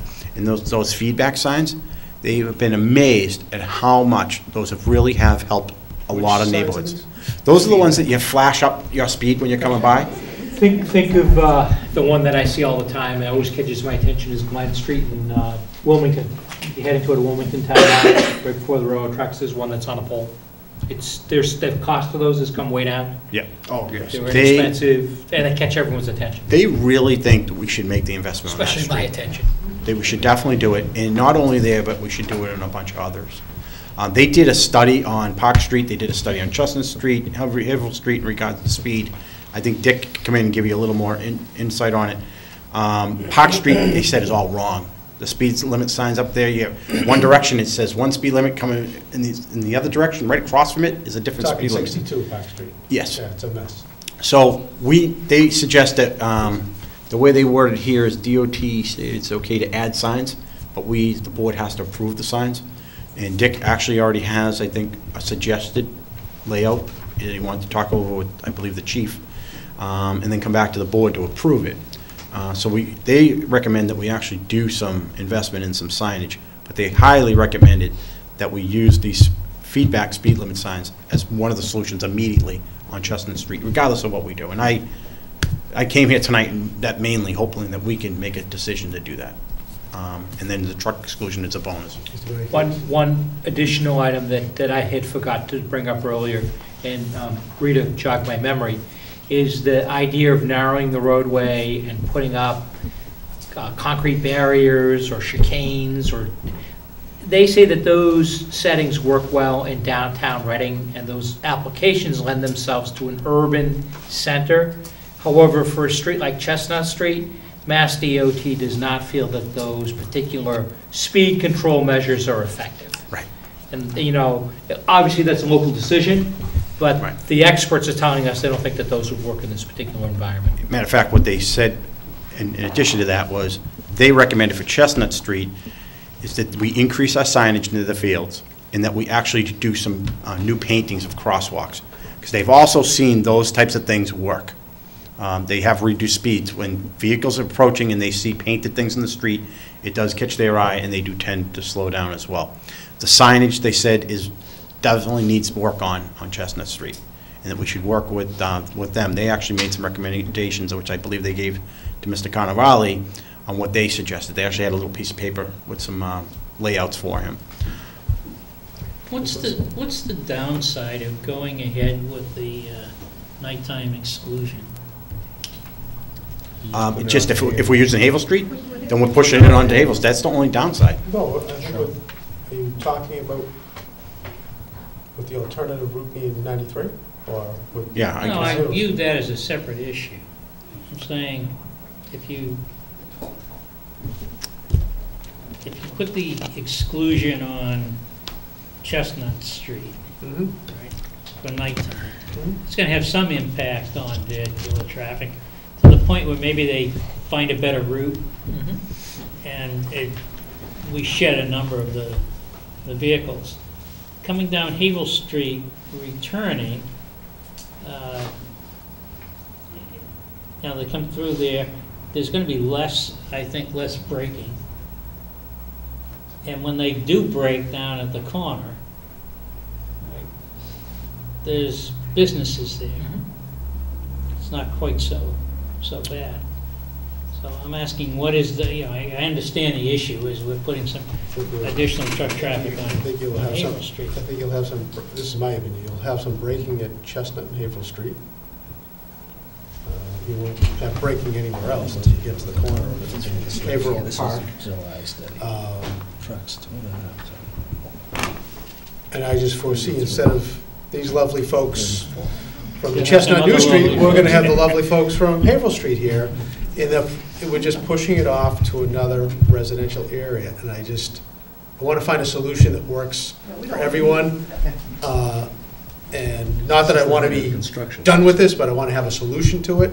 I think if we go with truck exclusion, it sends about 93, nighttime exclusion, send about 93, and do some of these signages, speed feedbacks on Chestnut and New Street is the way to go. I just am not comfortable with. And we also had a discussion about Havel Street and, Havel Street and Chestnut Street, that intersection, that really bad one. But maybe we can get to that after we finish our discussion. That's what I foresee, because you're talking a truck exclusion. Because they've made an investment over there already. 7 in the morning. Yeah. We all know it's a bad intersection as it is. Yep. So you're definitely going to be sending more truck traffic down Yep. through that intersection. I just foresee more problems at that intersection. Well, and you will have some sort of braking as they go through that flashing light. DOT has a program they're executing through many communities, and they actually did it in North Reading, and I forget the name. I didn't write it down. It's actually in, we got an email on it from Dick Carnavale last week on 3 intersections they're going to be working on. That's correct. It's just different dates. I just don't have the name off the top of my head. But we've already been approved. Town of North Reading's already been approved for tree cutbacks, shrub bush reductions in the island, like that island area. When you actually are coming on Chestnut Street, and you come up to the intersection of Havel Street and towards Monahan. No, we said 120. Is it, gentlemen? 120 some odd, you said. 30, 94, 124. I can wait. Something we can help you with? This is Chestnut Street. It's, Yeah, I'm just trying to get the numbers squared away here as far as what Mr. Valiakonis pointed out. Mr. Pisco, you can That's a continue. So, total, it's a go ahead, total I'm week. sorry. I'm just going to tell you, that it is called, it's the Mass DOT Not Safety daily. Improvement Program for the intersections that have, a number of accidents, and the 3 are Haverhill and Chestnut, North and Central, and Pocket Central. So they did a study, and we've been approved at their cost to come in. They're going to come in and do some tree cutbacks. The island, actually, if you're coming down Chestnut Street, coming up to Havel Street, heading towards Monahan Lumber, if you're parked there and you're actually looking to your left, there's a big shrub actually in your way right now. They're going to come in, remove those, clean that area up, and they're actually going to do that all along that intersection to try to. DOT's doing it? DOT is going to do that at their cost. So we've been approved for that. What they also recommended is that maybe what we want to do is, we talked to them about bringing in a consultant that I'm sorry. No. Okay. When we were talking about speed, they actually recommended that maybe we want to bring in a traffic engineer that understands speed, that could actually give us some guidance. That would be helpful. But speed is dictated by DOT on those roads, Yeah, right? but So- where we put these crosswalks, they helped us with Chestnut Street. But we also have issues on Elm Street. We also have all these other areas in town. They thought that would be a good use of a traffic engineer. You're talking townwide? Townwide. Okay. Because, let's face it, this isn't the only area where we have a major speed issue. So they made it as a suggestion that may be a good investment. So it minimizes Gentlemen? the night thing. I'm sorry, I apologize. Okay. That's pretty much it. That's all I have. Thank you. Viv, good. It's probably not as relevant now, because I just wanted to piggyback on Mr. Messeri's comments, and not that we know the answer to this, I just think it's additional food for thought.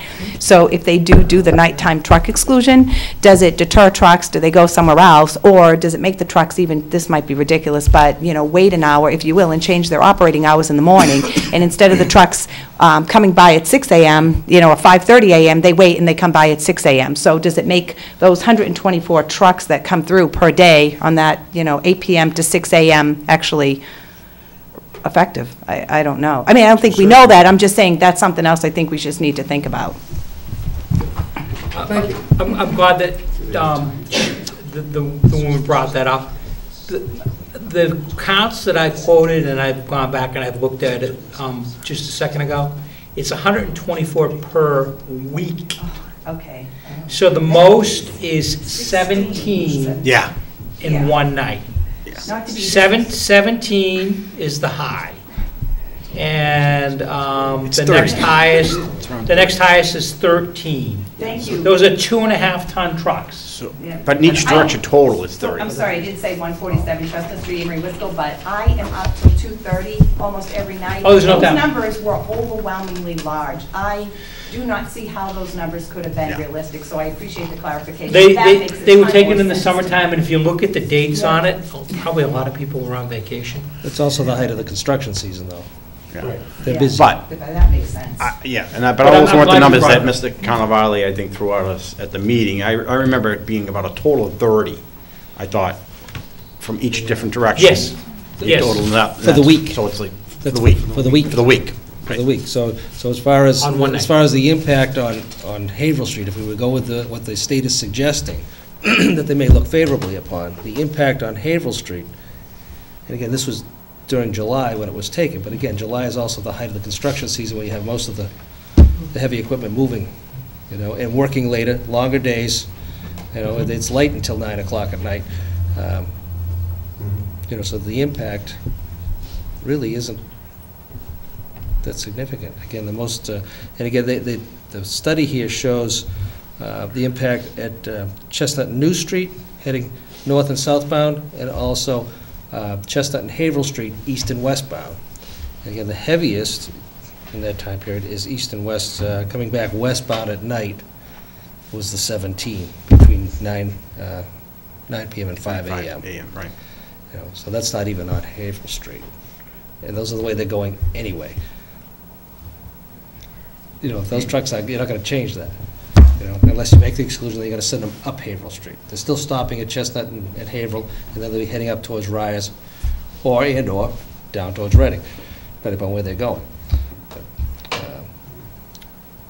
And again, if we were successful in getting that, in using Haverhill Street as the alternate route, we can, if we have a problem, we can always go back to DOT and take away the exclusion. We don't have to keep it forever. Now, they did say that we have to obviously keep it open for Moynihan lumber. They wanted to make sure that that's going to be documented, that Moynihan lumber trucks, but I don't imagine they're coming in at 8 PM before 7 AM. What about deliveries, Rita? So do they come in, the delivery trucks come in early, but they're still not supposed to, because it still affects the neighbors when they come in there. So they have to start parking at Walmart or pick those places like they were before and not go down those roads. The wishes of the board? I'll go first. Coming in here tonight, thought long and hard about it. I don't like the idea of pushing all the traffic onto Haverhill Street, but if I remember the numbers correctly from Mr. Carnavale, which I think we need to get a confirmation on them, I don't think it's that big of an impact on Haverhill Street, and I think that we should give it a shot. And if it doesn't work out, then we can take it away. But I also think we should make a decision tonight, at least, no matter what we do. Make an investment in the feedback signs, make an investment in painting some new crosswalks and new signage for Chestnut Street. I think we should do that immediately. I think we waited way too long we should have done that a long time ago. So I'm in favor of the truck exclusion. Truck exclusion with the exclusion, the alternate route being Haverhill Street to 62, 62 to Haverhill Street. Next. I can support that. I still think that it might be worthwhile just taking a quick look at the alternative of keeping him from ever getting here, forcing 193. But, probability of that seems very low. Well, we can have another discussion with DOT. I mean, they were wonderful to work with. Just do it, make a decision, let's do it, instead of having another discussion. I mean, that's... Told you where I am, so. Okay. I will say, I agree with Mr. Prisco's suggestion on the feedback signs, the paint and all that. I just can't consciously send traffic from one neighborhood to another. And in all due respect to the people who live there, we're not solving the problem, we're just giving a headache to somebody else. So I think we need to work on resolving it once and for all. How that is, I don't know, but maybe it is, going back to DOT, but I can't vote to push it from one neighborhood to another. And the thing that scares me about going down Haverhill is having those trucks coming down there at that time of night. They're gonna speed now, and that intersection at Chestnut and Haverhill scares me. So. Mr. O'Leary? As the rest of us, I'm in a quandary. As I stated a few weeks ago, sometimes we just can't do what we want to do. And again, there's no doubt the impact of what's being suggested based upon the studies that we have is not, well, we wouldn't consider, maybe some of us wouldn't consider it significant, but you're talking about the height based upon the study, 21 trucks over 2.5 tons between 9 p.m. and 5 a.m. That's the height of all the studies between Chestnut and New and Chestnut and Haverhill and New Street and Haverhill. 21 trucks, sending them back up Haverhill Street, and most of it would be coming westbound at night, the bulk of it, but still just sending both of them both directions. So 20 some odd vehicles over 2.5 tons through Haverhill Street. I think the point of the fact that they would be coming down Haverhill Street at a pretty high rate of speed at 9 p.m. plus. Again, the Chestnut Street intersection is difficult. It appears as though we're going to be pushing the problem off to another neighborhood and maybe exacerbating it at that intersection, which is already hazardous. So, to me, whatever we can do to mitigate from a speed standpoint and signage on Chestnut and New Street, we should attack it that way. Enforcement, maybe a deterrent. I would still like to go back to DOT and see if we can approach them on the 93 again as an alternative for these times, for the nighttime exclusion. I think that's worth a shot, and if we get turned down, we get turned down, but at least we exhausted the, but we have to do it at three different routes, you know. How about the third? I'm missing on the third. Park Street West. Yeah, okay. Concord Street. Right. Right, because right, fuck that. No, I got those, Yeah, I got those. Concord Street, and then Route 62, Lowell Street, the Wilmington line. So you might not be able to eliminate, well, you can eliminate, because again, you're gonna post it, as you say, on the highway, but you're also gonna post it on 62 at the exclusion from 9 or 8 p.m. to 5 a.m. You can't use the street, so people coming out of the aggregate industries and Heffrons are gonna be put on notice, and they'll head out 93. And again, that's less than a mile. So, I think we should try that. Hopefully, they'll look upon it a little favorably, and let us give that a try, and see how it works. Just like they would like us to try this, we'd like to try that first, for the nighttime exclusion. I'm with you, Mr. O'Leary. I don't want to send it into another neighborhood. We're never going to solve this issue by doing it that way. Chestnut and Havel Street, horrible intersection. I want speed enforcement, new signage, crosswalks, as well as the 93 exclusion, nighttime exclusion. That's what I'm in favor of. So I concur with you two gentlemen. And Mr. Messeri sort of played it in the middle, so he supports For anything, that's okay. What I can't support is us leaving here tonight Without with doing this on the something. table. I agree. I've just had it up to here. Yeah, me too. And I know it's been a difficult problem, No, it is. and there isn't any nice solution. Right. The signage, the crosswalks, that piece of it, let's go do it. And I take it we could fund that out of Mr. Peliconis. Road money? Road money? Well, we allocated 25 grand somewhere. That was Chapter 90 money. You can't use it.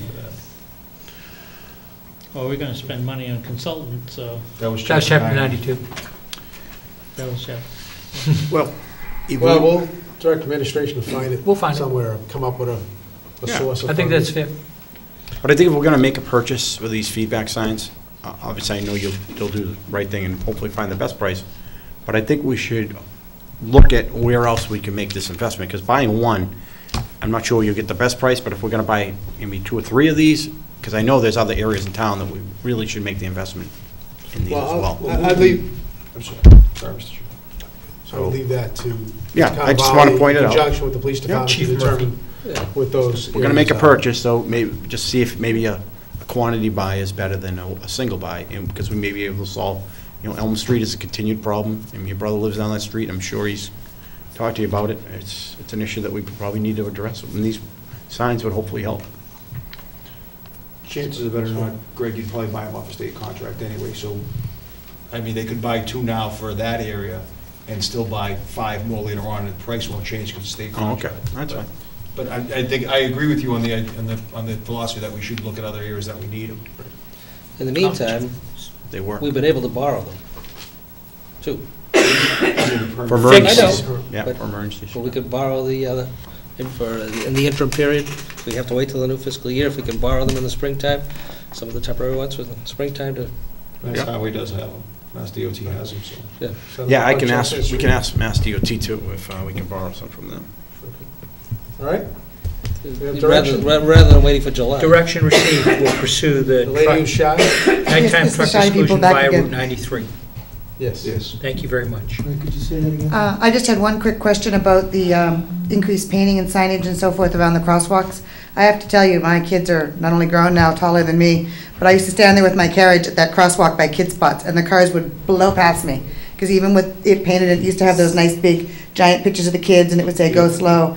They just didn't see it. Yeah. Is that a spot where we could look at putting in? They actually have a sign, the recommendation that DOT made, there's a sign right there showing there's a crosswalk, and there's a kid Yeah, crosswalk. because, I mean, and it wasn't even that the drivers were trying to run us over, they just, they were focused on the road, and by the time they realized they were about to hit us in the crosswalk, it was too late to stop. Sure, another, I agree with you, but another Yeah. very inexpensive thing is, like, for a couple $100, you can buy the ones you put in the middle of the crosswalk. They're gonna get hit, but, Right. because it happens all the time, but you put it in the middle, and cars know that it's, there's a fine for not stopping for people waiting to cross. Yeah. You can have a little paintbrush stuck on it. That's a good solution. Anyway, that was just a They little. get hit, bit though. of- Skinny, we want a skinny version. Yeah. All right. Bob had a question Well, about. thank you for coming in. Again, Thank you guys I'm for sorry, all the work on it. I gotta add though, the board, I had probably 20 different emails come to me over the last couple of days, the residents that couldn't make it tonight. They just had a lot of commitments. They want you all to know that don't see many people here. It's not because they didn't care. It's just they all had other commitments, and I know, they it's asked me to it's a tough pass time that of year. along. Yeah, it's a tough time of year, so there was a lot of And we definitely want to thank residents. the board, I know this has been a long process, you guys have really stuck with it, we appreciate that. you're welcome. That's what we're here for. Thank you. So, Is that what we're here for? Yes. Thanks. Thanks for coming. Thank you. Happy holidays. Thanks, you too. Additional signage, We know we, street enforcement, yeah. and then, Now it's your show. we'll contact Going on SAOT minutes? District No. 4, No, We're gonna next do meeting. those. We're gonna do those Next meeting. Next week. and that the exclusion route would be via. I think we're gonna go ban vote. I think we need to do that tonight. Mr. Belli, oh, go I ahead. just wanted to make sure that you. I was thinking about going back to item 5, the ban vote, the water vehicles, Sure. Class A pumper, backhoe, and mower. Sure, sure. We have to get those done this evening. The motions are here. The primary purpose of the motions is to determine what's considered to be the maximum useful life. And so the motions have been prepared by legal counsel. The first motion is involving water department vehicles that were approved at the June town meeting. They were service vehicles for the water department. The useful life is determined to be 5 years. That limits our borrowing term in those items. And then the additional motion is for the 3 items that we voted at October town meeting to borrow under the capital improvement plan. That was the Class A pumper, which has a maximum useful life of 25 years. The DPW backhoe, which has a maximum useful life of 10 years. And the Fairway Greens mower for the Hillview, which also has a maximum useful life of 10 years. And then there's various language that goes with it. Would ask you to consider that. Thank you. Mr. Bowden? Mr. Chairman, I move that the maximum useful life of the replacement vehicles be financed with the proceeds of the $82,000 borrowing authorized by a vote of the town passed June 4th, 2012. Article 9 is hereby determined pursuant to General Law, Chapter 44, Section 7(9) to be 5 years. I further certify that the votes were taken at a meeting open to the public, that no vote was taken by a secret ballot, that a notice stating the place, date, time, and agenda for the meeting, which agenda included the adoption of the above votes, was filed with the town clerk, and a copy thereof posted in a manner conspicuously visible to the public at all hours in or on the municipal building, that the office of the town clerk is located, or, if applicable, in accordance with an alternative method of notice prescribed or approved by the Attorney General as set forth in 940 CMR 29.03 2B, at least 48 hours, not including Saturdays, Sundays, and legal holidays, prior to the time of the meeting, and remains so posted at the time of the meeting, that no deliberations or decision in connection with the subject matter of this vote were taken in executive session, all in accordance with GLC 30A, Sections 1825, as amended. Second. I have a motion. I have a second. Any discussion? How come we have to do this now? I don't recall ever doing it We previously. do it on occasion. The timing is really something that is associated with any anticipated borrowing that we have that's coming up. And I can't tell you the exact reason why it's done tonight versus a week or a month from now. No, I don't recall. I don't recall. No, I've never seen a The motion like this. necessity, I don't know. Well, I guess you end up with the mass, you probably end up with the DOR that establishes, I do remember the board voting previously to establish maximum life on borrowings. It has happened before, and Yeah, as it's a not result- this convoluted. No, but this is language that comes through legal counsel. When we go to sell the bonds, there are different requirements that pop up, and this is one of the requirements that pops up.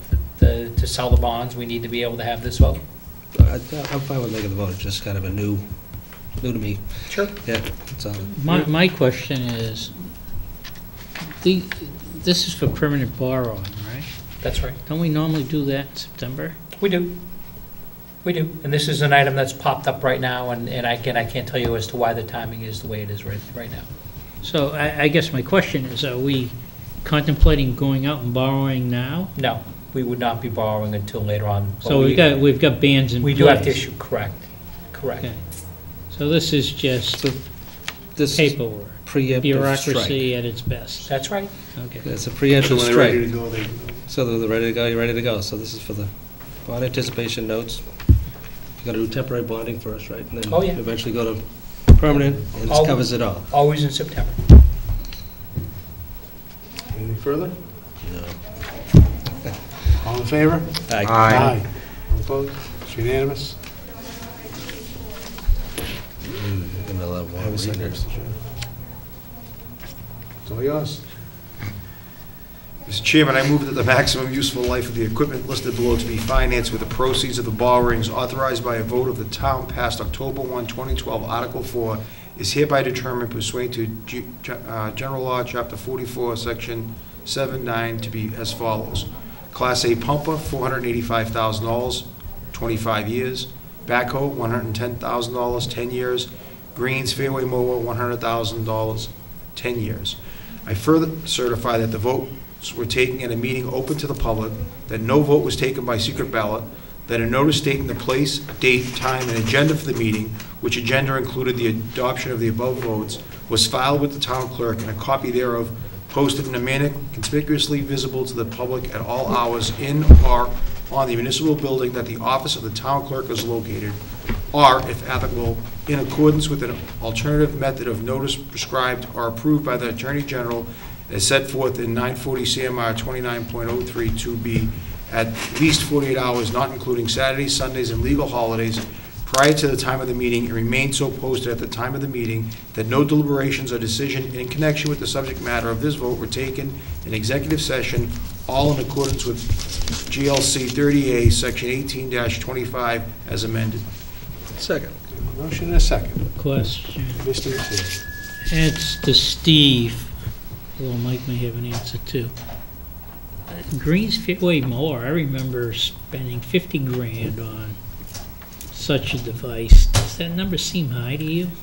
There's two things in there. There is? There's two things in there. There's money in there to finish the 7th green and the 7th fairway. So that's why greens slash green fairway. Green flat and It's not the mower. a greens Yeah, it's not a fairway. Greens fairway mower. Okay, fine. It's like 50/50. Yeah. Yes. Thank you, Mike. It's our usual 50,000 on the greens. Yeah, right, okay. Prisco? Yeah, if the first motion Mr. Fode read, the way they worded it, it said financed, the vehicle to be financed with the proceeds of the 82,000 borrowing authorized, okay? In this particular motion, now they're talking about an actual borrowing amount, and I'd feel more comfortable if it said a maximum borrowing amount, because the way it words now, we're gonna borrow $485,000 for a Class A pumper when we may not have to necessarily borrow $485,000. That's the maximum we're gonna borrow to. I think that's all That's it. that's been voted. Yeah, that's all it's Can't voted exceed anyway. that. You can't go Okay. beyond it anyway. Can't go beyond it. I'm talking about going, No, I mean, I'm not saying going over. No, no. I'm talking about going on. I want to be, I don't want, we go out and borrow 485, but we may not need 485. We only should borrow what we need. So, That's all what we're going, happens. but that's, But this is only setting the That's what useful happens, life. with the permanent bonding, that's when it finally sorts itself out. Okay. You're doing a And bond we don't have a good anticipation. track record on doing what I'm talking about, okay? I know what you're saying. I understand the way we've done it in the past, but we had incidents before, and so I just want to, I feel a little more comfortable if it's a little clearer. I don't think because the incidents were overspending in relation to the appropriation. It wasn't. No. But we spent the appropriation on things that weren't voted on at town meeting. And at this particular town meeting, that wasn't the issue. It was right. specific to, we took care of that issue, at this particular town meeting by limiting it to those specific items. And if anything else was supposed to be bought And for if that, if any anything else was options going had to be to a come bunch back of to us. accessories, that was Had included to in the come back motion. to us. And that's not these, that was the fire truck. All what this is accomplishing is we're setting the maximum useful life. I'm just saying. Right. I saw the way the first one was worded, and That's this it. one's worded a Yeah, little yeah. differently. Yeah. It just kind of struck me, but let's move on. Call for the vote. No, I will. I just want to read what he's. Oh.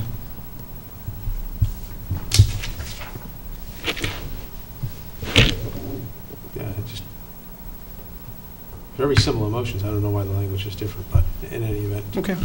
That's the only reason why I brought it up. All in favor? Aye. All opposed? No.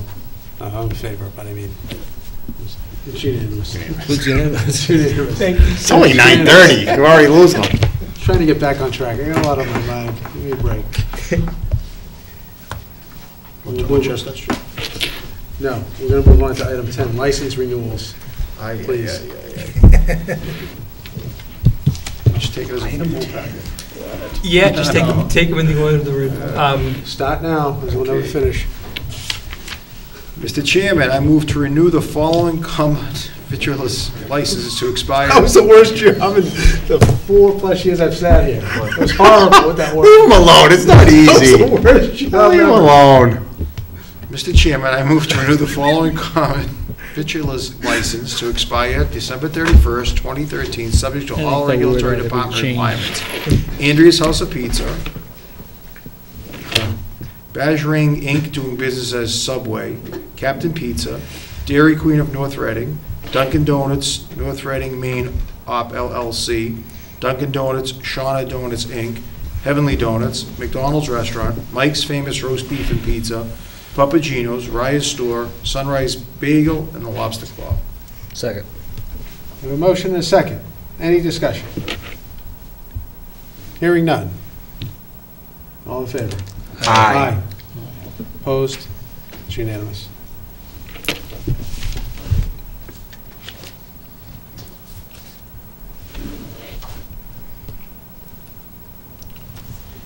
Moving right on to package store and alcohol.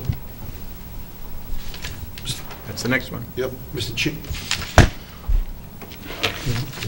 I would just go with you. He's go- he Just may go with not- your package. no, All right. Yeah, he's just going to We go just and have he's. mixed Mr. Chairman, I move to Go with renew your the, package, yeah. Mr. Chairman, I move to renew the following package store all alcohol license to expire December 31st, 2013, subject to all regulatory department requirements. Eastgate Liquors. Second. Any discussion? Hearing none. All in favor? Aye. Opposed? It's unanimous. Just, Mr. Chairman, if I might, at this point in time, I don't know what the status is going to be for New England Beverage and whether or not the principals, the current principals, are fully aware as to what needs to be done. I might suggest that the administration just reach out and advise them as far as... We have, Great, That's- terrific. we have. That's very good, because I noticed it was Yeah. absent from the packet. Terrific. That's good. Mr. Chairman, I move to renew the following package store wine and malt beverage license to expire December 31st, 2013, subject to all regulatory department requirements. Christopher's Market, Convenience Plus, Hess Express number 21223, Raya's Store, Tedeschi Food Shops. Second.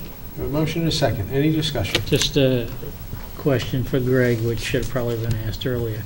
Everybody's paid up, and Yes, every so single. these people have already filed, these are not the stragglers that No. we deal with? These are, all of these licenses are in compliance. I have one, John. Mr. Prisco? I waited on the last one because I thought I'd see it here. What's the liquor store next to Stop and Shop? One stop, was it? One stop, I think it is. So is that not, should that not They be haven't included? filed yet. They haven't submitted the Oh, paperwork. okay. Yeah, that's related to my question. They're straggling.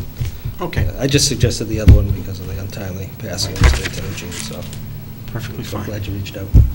Mr. Fode loves reading these anyways. Any further discussion? No. Hearing none. All in favor? Aye. Opposed? It's unanimous. Mr. Chairman, I move to renew the following Class 1 license to expire December 31st, 2013, subject to all the regulatory department requirements. Bobcat of Boston, Inc., Melconian Subaru, Inc., North Reading Motorsports.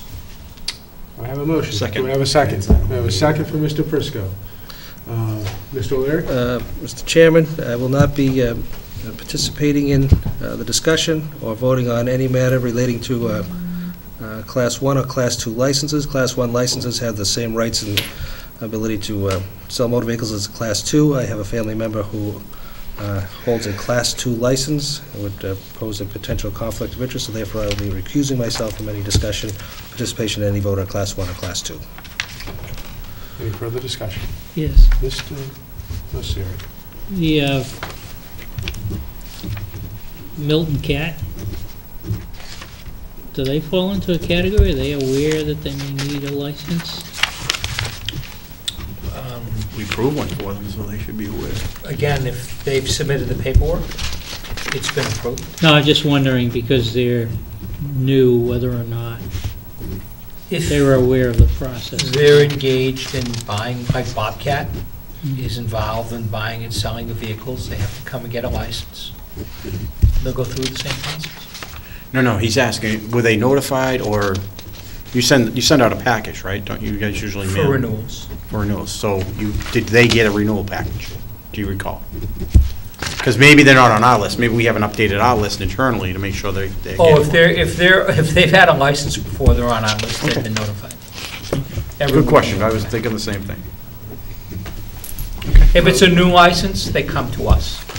We don't go out and seek new licenses. Right. No, they But have a they've had license. their We license. approved it. Then they come, No, they, yeah, we they approved it. they come to us.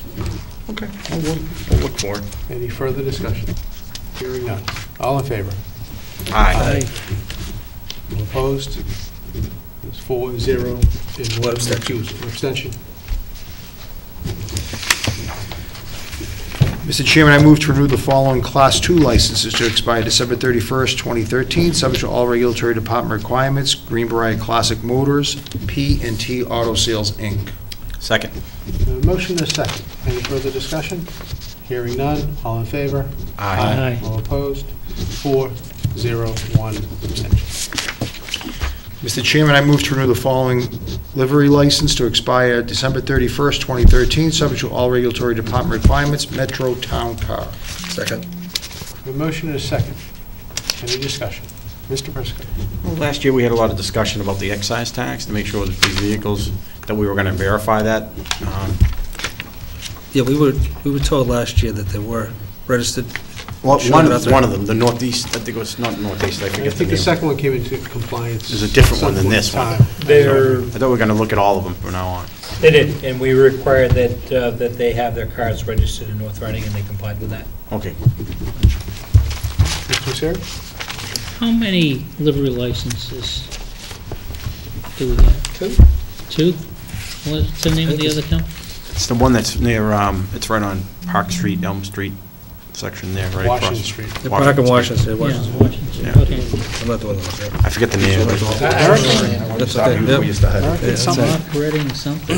You have a few more in there. Yeah, I don't know. It Yeah, escapes me. actually, if you I've want to start used them, these. that's why I'm wondering. Somebody did. Yeah, I can't remember. Any further discussion? No, sir. Hearing none. All in favor? Aye. Opposed? It's unanimous. Mr. Chairman, I move to renew the following automatic amusement device license to expire December 31st, 2013, subject to all regulatory department requirements. Candlepin Lanes, Inc., Papagenos. Second. A motion and a second. Any further discussion? Hearing none. All in favor? Aye. Opposed? It's unanimous. That's it. You want us to sign anything? Nah, Steve and I'll take, holding Steve and I'll take care, I'm confused. Can these be signed here? No, I think No, no. those are the, he's got to sign the minutes for the next time. We'll take care of it. Do those 2 weeks. You want to do those? No. No? We'll do appointments. Go We to got to do appointments? appointments. Yeah. Fun. You want to pass those things that we got to sign? or what? You can, but I don't know which ones, they're not all signed by me, or... We'll get it back. Okay. Mr. Chairman, I move to place in nomination the following name for appointment, reappointment as member of the Board of Appeals for a term to expire on December 31st, 2015. Joseph Keys, 10 Swan Pond. Second.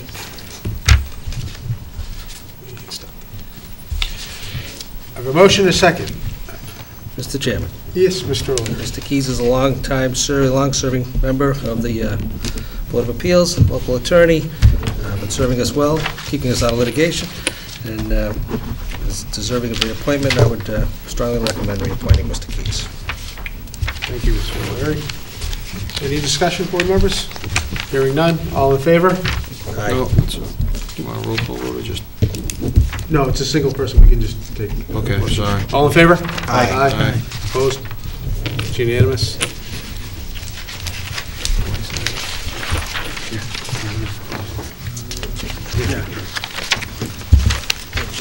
Key it down is all you need on that, and then you got the whole pile, you can pass it along. Thanks. Mr. Chairman, I move to place a nomination of the following names for appointment, reappointment as members of the Conservation Commission for a term to expire on December 31st, 2015. There are two openings. Jonathan Cody, 57 Spruce Road, incumbent. Lori Mitchener, 174 Marblehead Street, incumbent. Second. We have a motion and a second. Mr. O'Leary? Again, both of these are long-serving members now of the Conservation Commission and are looking for reappointment, and I would suggest and recommend that the board reappoint them. Thank you, Mr. O'Leary. Any further discussion? Hearing none. All in favor? Aye. Aye.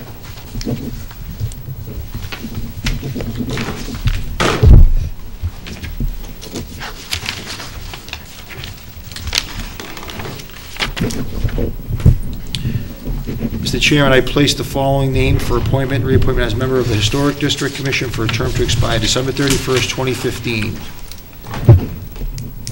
Mabel DeFranza, 25 Bow Street, she's an incumbent. Second.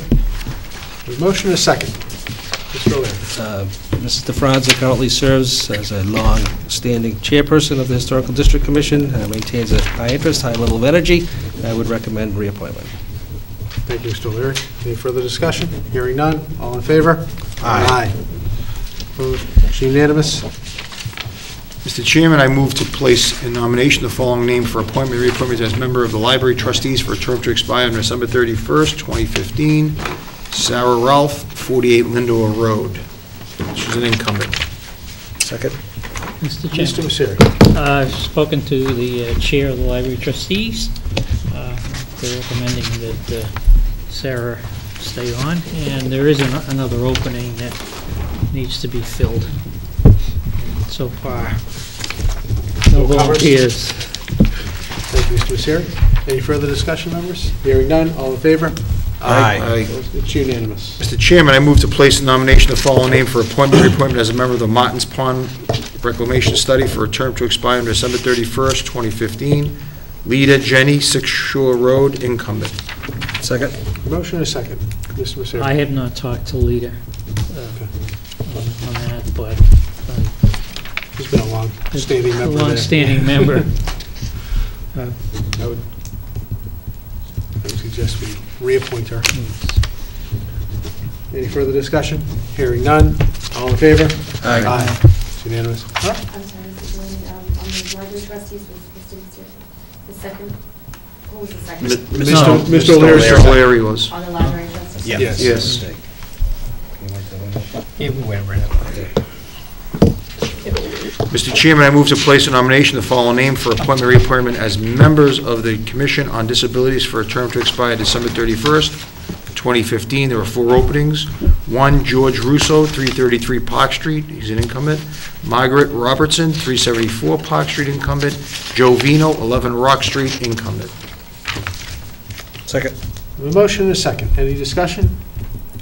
I recommend that we reappoint them this year. They continue to do a great job. They've been doing it for a long time. Further discussion? Hearing none. All in favor? Aye. Aye. Unanimous? Mr. Chairman, I move to place a nomination of the following names for appointment, reappointment as members of the Hillview Commission for a term to expire on December 31st, 2015. George Stack, 11 Swan Pond Road, incumbent. 2, Michael Junta, 33 Tower Hill Road, incumbent. Second. A motion and a second. Mr. Messeri.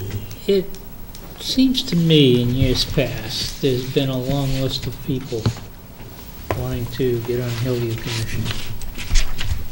And I don't Has that list gone away, or is it that we're just not following procedure? No, I would suggest that it was an oversight, that it wasn't included in the packet. Oh, okay. So we shouldn't take action on this evening? That's correct. Because typically the board does have, we do keep a running list Right. of those people who would be interested in I serving on the just committee. recently received a couple in the last few weeks. All right, so, we, You need could- to Just pass over. I can, hold my, withdraw. Yeah, I'll withdraw my second, you can withdraw your motion, and Okay.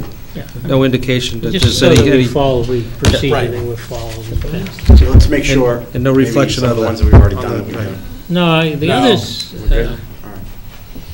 The others don't have many people lined up. right, at least the ones. Yeah, no, it's true. Mr. Chairman, I move to place a nomination of the following name for reappointment as member of the Mobile Home Rent Control Board for a term to expire on December 31st, 2015. There are 2 openings. James DeCola, 6 Road Circle, he's an incumbent. Second? I have a motion and a second. Mr. Chairman? Mr. Prisco. Mr. DeCola has actually been an associate member up till now, doing all the work as an associate member, so we're moving him as a full-fledged member. Looking to promote him. I'm promoting him. No, he's doing all the work, and there's we're still- very fortunate to have him, because There's still one more opening. there's still one more Gotcha. opening. We're looking for someone. Last year was the same thing. We didn't have anyone to fill the second position. So in your goings around town, if you know anyone that would be interested in this, joining Mr. DeCola, because he's doing all the work himself, it would be much appreciated. Not that it requires an awful lot of time. No, it's It's not. only when there's a rent increase proposed at Yep. at the trailer parks that triggers anything up. Not a tremendous amount of work, not a big commitment. So I recommend Thank you, Mr. Prisco. or reappoint Mr. DeCola. Any further discussion? Hearing none, all in favor? Aye. Aye. Unanimous.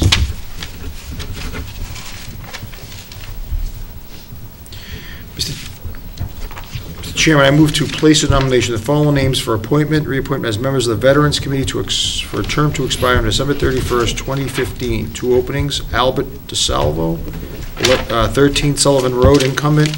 Neil E. Rooney III, 13 Pomeroy Road, incumbent. Second. A motion and a second. Mr. Prisco? No, just long-standing members. They bring a lot of value to the committee. And, they're actually looking for some new members if anyone's interested. But I highly recommend that we reappoint these 2 individuals.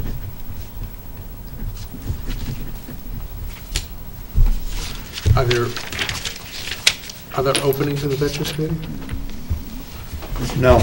Doesn't look like. No, That's- not for reappointment, because there's some others. No, that- what about associate, at this point, So, yes. associate membership? I think that, Well, no, there's others, Full- but there's, I think no, they're on a but they're, different cycle. the seats are taken. Seats Yeah, taken. The seats, no, that's what I mean, there's only 2 openings for regular Yes, permanent members, but correct. there's always room for associate There's always membership. room. That's what I meant. So, you know that. Associate members. Yes, there's always room. Need more help. Thank you. Any discussion, any further discussion? Hearing none, all in favor? Aye. Aye. Unanimous. This is a mistake. Mr. Chairman, I move to place a nomination of the following names for appointment, reappointment as members of the North Reading Youth Services Committee for a term to expire on December 31st, 2015. There are 4 openings. Judy Hall, 12 Upton Ave, incumbent. Kathy Dardino, 16 Ridgeway Road, incumbent. Second? A motion and a Mr. second. Chairman, Mr. Fode. So I had the pleasure of attending my first meeting last week of the Youth Services Committee. I must say I was thoroughly impressed by the whole committee, and these 2 individuals participated to the fullest of their capacity, and they did a great job, in my opinion, and I would highly recommend both of them. Mr. Fode. Any further discussion? Hearing none, all in favor? Aye. Aye. Unanimous. I think. That is it for, I think there's some that should have been in the supplemental packet. Wait a I think minute. they were just modifications of the original motion. Wait a minute. We only listed boards and committees. The individual appointees will be on the next agenda. Okay, the next one. I just have a question concerning the, let me pull it up. It's the one in which, Mr. Valley-Konis, you were the hearings officer? The municipal hearing officer. Can you explain to me, right, it's now going to be a board made up of the Essex Fire Chiefs? Correct. I don't...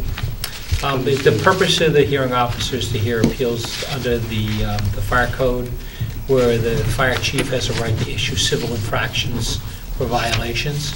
So those come to me, and I don't necessarily have great knowledge of the fire code. So the thought it's is related solely to fire code? correct. So the thought is to put it before a board that has knowledge of it, and there's no cost to us. So long as our chief continues to be a member of that organization, it costs us All nothing. right, so that was my other question. Our chief is a member of the Essex Fire Chiefs, not Middlesex. Okay. All right, thank you. Sid, how are you doing? I'm doing all right, thanks. I need a little water. All right, why don't we move to the minutes? Item 3. Mr. Chairman, I move to approve the November 5th, 2012 regular session minutes as written. Second. A motion and a second. Any discussion? 1 second, let me get caught up with you here, sorry.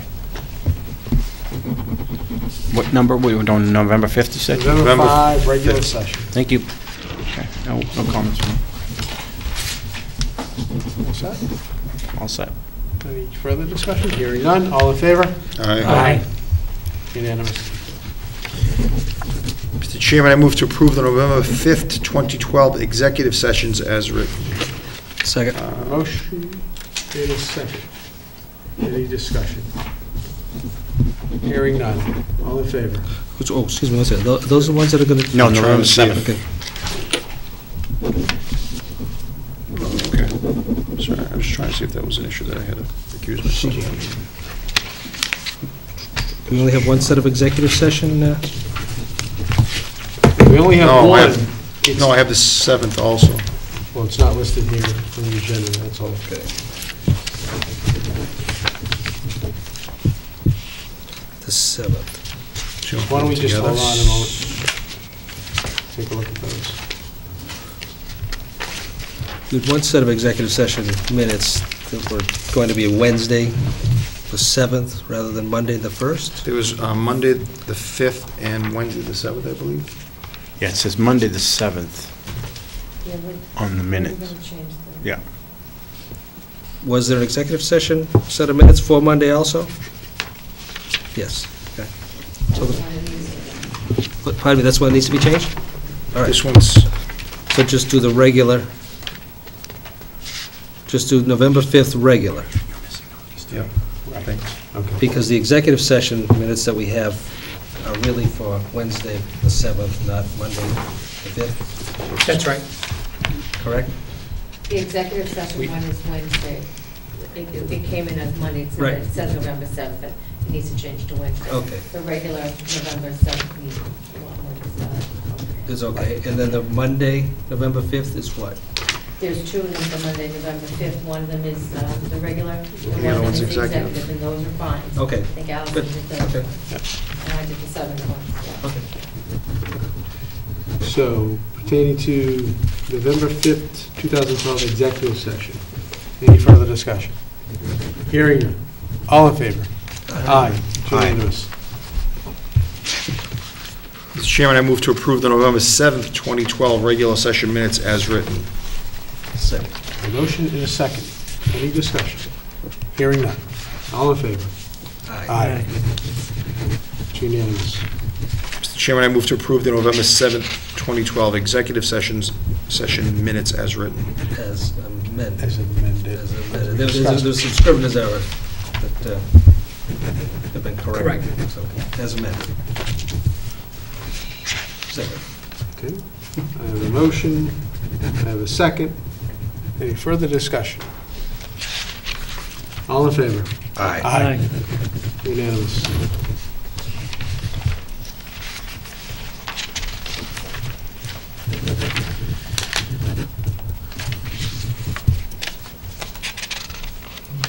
Mr. Chairman, I move to approve the November 15th, 2012 work session minutes as written. Second. We have a motion and a second. Any discussion? Hearing none, all in favor?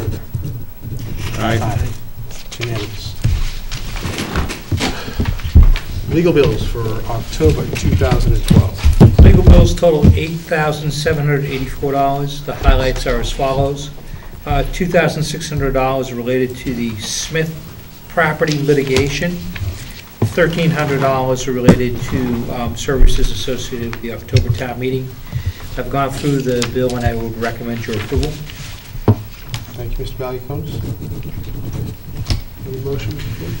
Mr. Chairman, I move to approve legal bills for October 2012 in the amount of $8,784.65 as follows. Copeland and Page PC General, $7,140.65. Copeland and Page PC Labor, $792.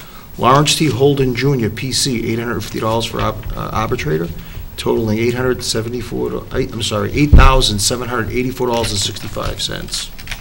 Any motion? Second. Did I have a second? Mr. Prisco. Greg, you said this format's going to get changed? How we're receiving this information? Didn't you say that? It was going to get a new format? Please help me.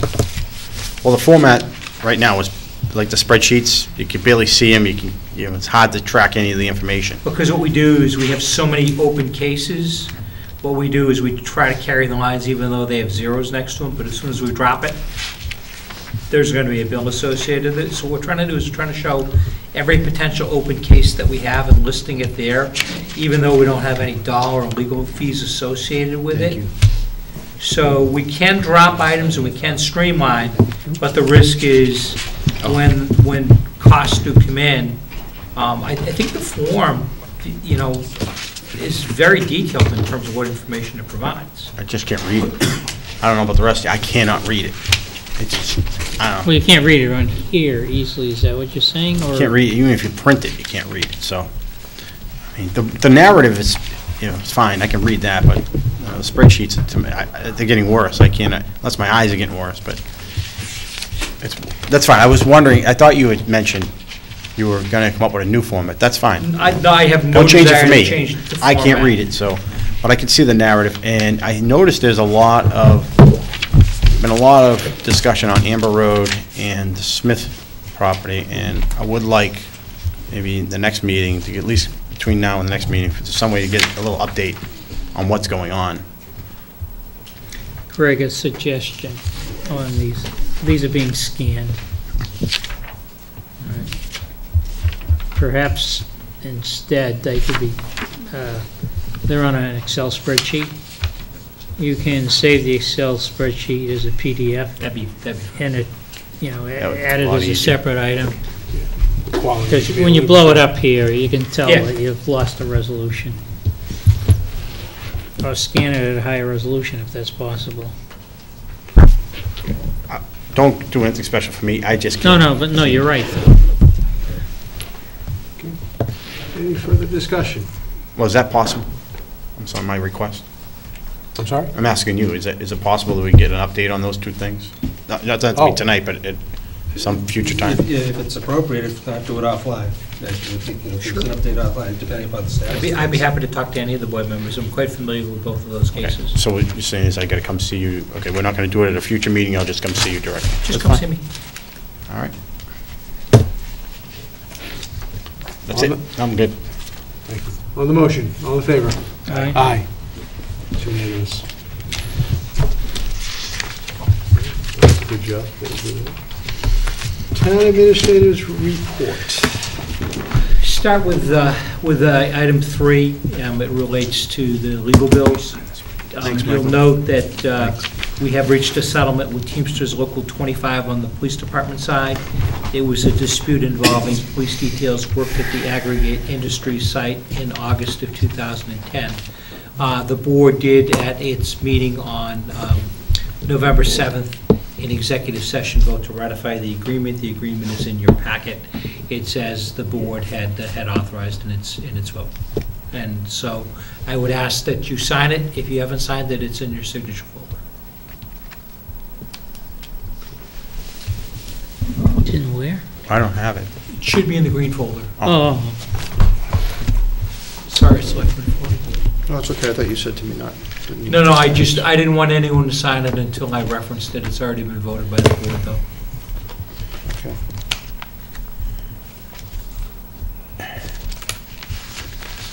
You got it. Thank you. My pleasure. We've heard back on the liquor license for Joe Fish. Can I just go back Of course. to that? I think the public deserves a little more detail in terms of what that settlement was regarding. The details that were given to the Wilmington Police Department that should have first been given to our own officers here in North Reading. The decision of the prior police chief to share in those details. And as a result, there was liability on the town side. As a result, we brought it to a conclusion by reaching the settlement. Correct. And the dollars associated with that is $10,800. That's my understanding. That's shared amongst 22 North Reading police officers. That's correct. Thank you.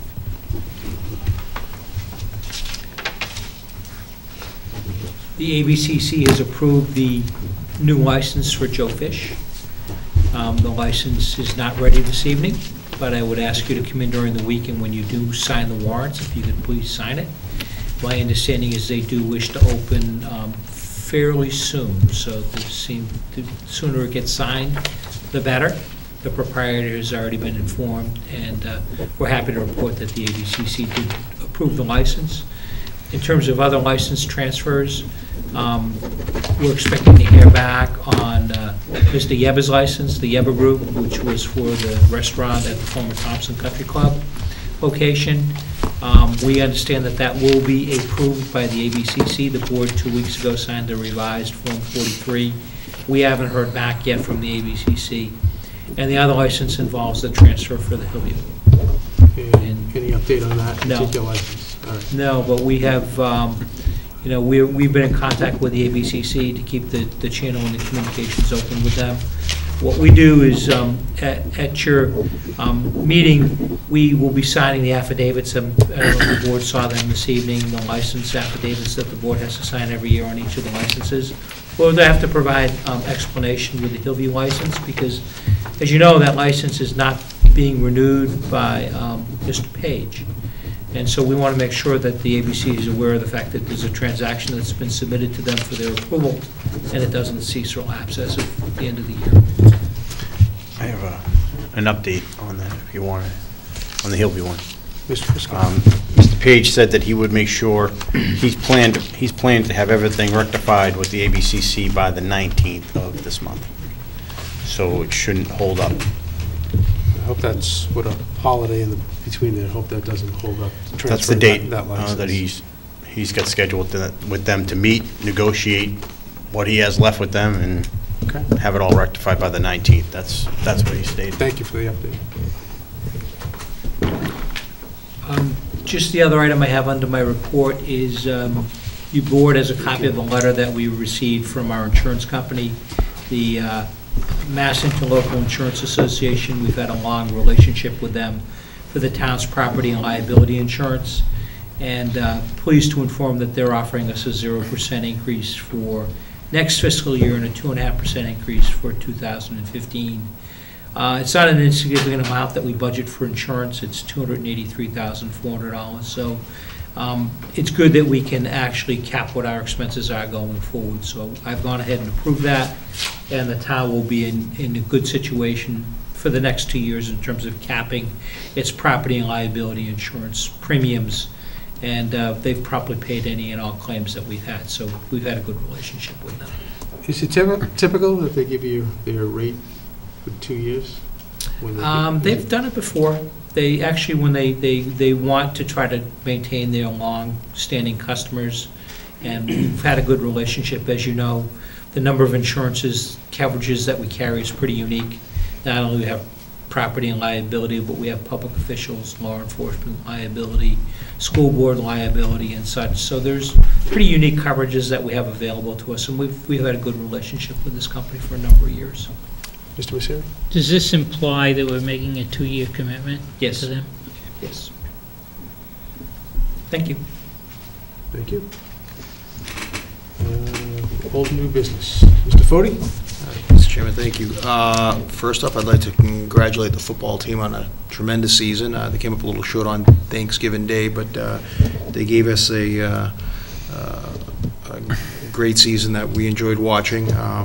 Thanksgiving Day was great, watching all the family and friends out there supporting them, so those players and coaches should all be proud of themselves. I thought they did a great job. I thought everybody involved in the tree light, Christmas tree lighting, I can say Christmas tree, right? Still a Christmas tree here. Still a Christmas tree here, right? I thought that went very, very well. I was thoroughly pleased to be there and witness all the youth groups that were singing and putting on different shows. I thought that was great. Youth Services, as I mentioned earlier, I attended my first meeting last week, and I must say that I was thoroughly impressed with Erica Hansen and her whole committee. They do a great job. They did a bunch of wonderful stuff over this past year, and they have a bunch of great things scheduled for next year. And I would highly recommend anybody who wants to get involved that there are 2 openings still available on the Youth Services Committee, and I think it's something that you'd be interested in getting involved with. And lastly, I just want to commend the High School Interact Club.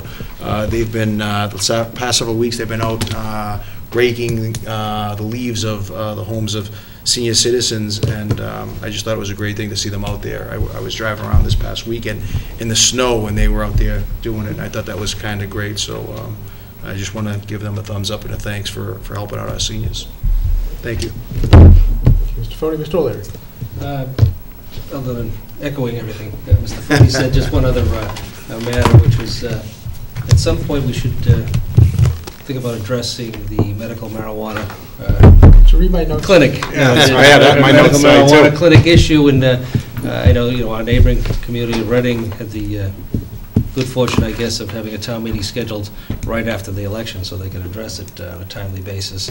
But I think we need to look at what our options are and what our wishes are, I suppose. I mean, the majority of the community went for it, but I was on the losing side of that one, too.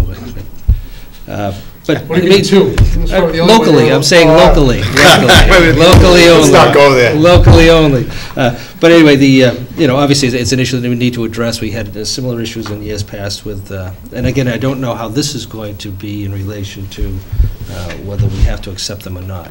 So I think that's going to be an answer for town, a question to be raised to town council to see if these local bylaws that are being passed are actually going to be okay to not. I mean, it hasn't been the case with adult entertainment, where we actually, took a proactive stand and have a separate section of the community designated for that type of activity. If we need to do something similar, then we should be talking about it now and maybe taking some action, whatever action we can to facilitate it. If we can take ourselves out of the equation, that's something we need to discuss, I think, rather quickly and do so. If you have more, you'd be able to continue, but I think it's a Feel good free. place for all of us to weigh in, Mr. Mercieri. My thought was along the lines of, we have the adult entertainment district, that we ought to take a look at that and see if we can't incorporate language into that basic bylaw. If we have to. If we have to. If we choose to, if we have the ability to exclude these types of clinics, and it's the wishes of town meeting to do so, then we can amend the bylaws to do that also. But we may very well, there may be some sort of ruling coming down the pike that My understanding is exactly with Selectmen O'Leary that we have the right to exclude. we do. Yes. Mr. Prisco? I have had some discussion with Mr. Pierce, the chairman of the CPC, and I believe he's already done some legwork and some research to see what we need to do, what his department needs to do in regards to making sure that we can ban or have the zoning regulations in place to keep them from coming. So maybe you want to have a discussion with him. Without a planner, I guess he's the only person we have to turn to right now. But I think we're doing some work actively right now on it. My understanding is there are a certain number of dispensaries per county that are allowed. And my fear is obviously the longer we wait, the greater number of communities that exclude, and then guess what? There's no one left, there's no one left but But us. us. Right. No, we want to have a local ban. So are we, My guess is it's going to require town meeting action. Correct. So Mine Right. too. you might be talking. And if we end up having a special town meeting for some reason, Right. you may want to consider being ready for that. Right. So, I agree, it was in my notes to bring up. Another reason. I know, I checked this. I was cheating. I knew it was on everybody. I mean, I'm surprised. I think all of us have talked about it since the election, and Yeah. it keeps slipping our mind somewhere. Thank you. Something for you, Steve. Thank you. Thank you for bringing it up. Go Yeah. ahead, continue. No, that's it. I'm good. Thank you. Mr. Prisco. Greg, is it possible to get an update to the tax rate per presentation that we received? Because I went online and what's in Dropbox isn't updated, I don't think. At least maybe I'm looking in the wrong place. But I'd like to get the format we had last year. I agree. I think what was the one big missing part, besides not having the correct information, was there was usually that worksheet that was Yeah. provided to us that starts the presentation. Thank you. that We didn't have, and saw how she got to the levy limit. So we never had that this year, so. Yeah. I'd like to see how the $16.04, how it all came together. And there is nothing that we've received that tells us that. I mean, I understand it, in my head, I know it, but I think we should have it. Yeah, Even for the general public. The piece, and I agree with all your comments about the presentation, the piece that I've asked the finance department for is now that the tax rate's been approved, we actually should have a copy of the tax rate recap sheet. It's typically, people look at it online, it might be 3 or 4 pages, but there's a lot more detail that goes behind that. And I can post a copy of that document up on Dropbox and put it in its own separate folder. I think you'll find it very helpful, Yeah. because it goes through all the calculations in terms of how we come up with our tax rate. But I also will speak with the assessor about updating that tax classification presentation detail Yeah. and getting that information to the board members also. I would Thank you. appreciate it. Thank you. Congratulations. Tax rate's been approved? Yes. Is that what you said? Yes. Last week? Yes. We Yes. should send our thanks to our finance director and her team, Yes. and anyone else that helped get it done. This is kind of, Yeah, it's early. It's quick. The turnaround time was very quick. That was I great. thought. Yeah. It was very quick. Probably in before everyone else. Yeah. Yeah, it was very quick when I saw that come through last But week. I understand what you're looking for. I'd appreciate it. Just to add into on the tree lighting ceremony, I think a big thank you also has to go to John Murphy and the Chamber and the Fire Department and Viking Tree as well. I attended that event as well as Mr. Fode and Mr. Messeri, I think you were there as well. And what a great job. And that was all volunteers. Stringing the lights, all volunteers. So it's a big part of the community. I really appreciate their time. I felt bad for John playing MC, and he had a suit jacket on. Oh, It was pretty cold. cold day. It was a cold day. Cold. It was a cold day. Cold day. wind.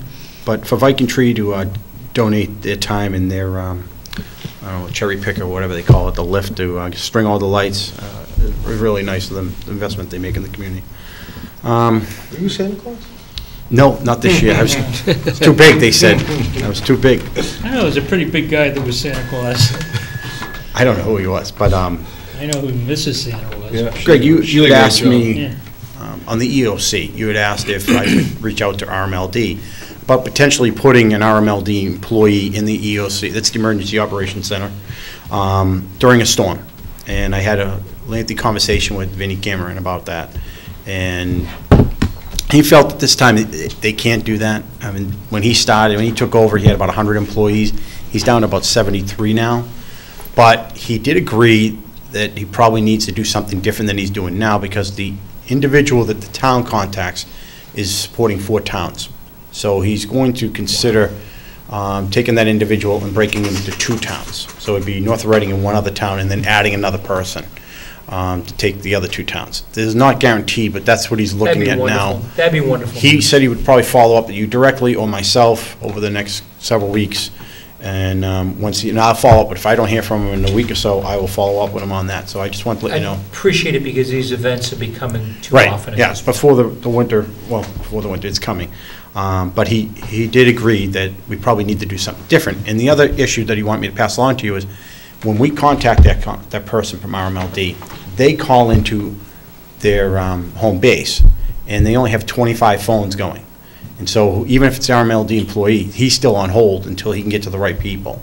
So it's something internally they gotta work on as That's well. not So good. there's a little delay. Don't have an internal number, just. That's not good. It's an internal number, but it goes to a 25-person, working it in, and that's, he said, so there's a delay in that. I'm just passing along the information. So it's probably something they're looking into It's a new thing called a cell phone. a little bit more. Or dedicated. Right. Yeah. That's all I have. Thank you. Mr. Mercedes. I don't have very much. The community impact team continues to meet. We've picked and selected, and a webmaster is working on the website. And a number of other programs are moving along as this program does get expanded. We start to spend some of the money that we received. I guess we only get half of it this year, rather than the, Oh, well, 50. but we haven't lost it. Maybe, Not except, yet. Not yet. not yet anyway. Not yet. But we only get half of what the commitment was. They're saying we'll get the other half next year. I don't know what next year is, though. Is it fiscal year? Fiscal. Fiscal. Yeah, that's what Erica said. Yeah.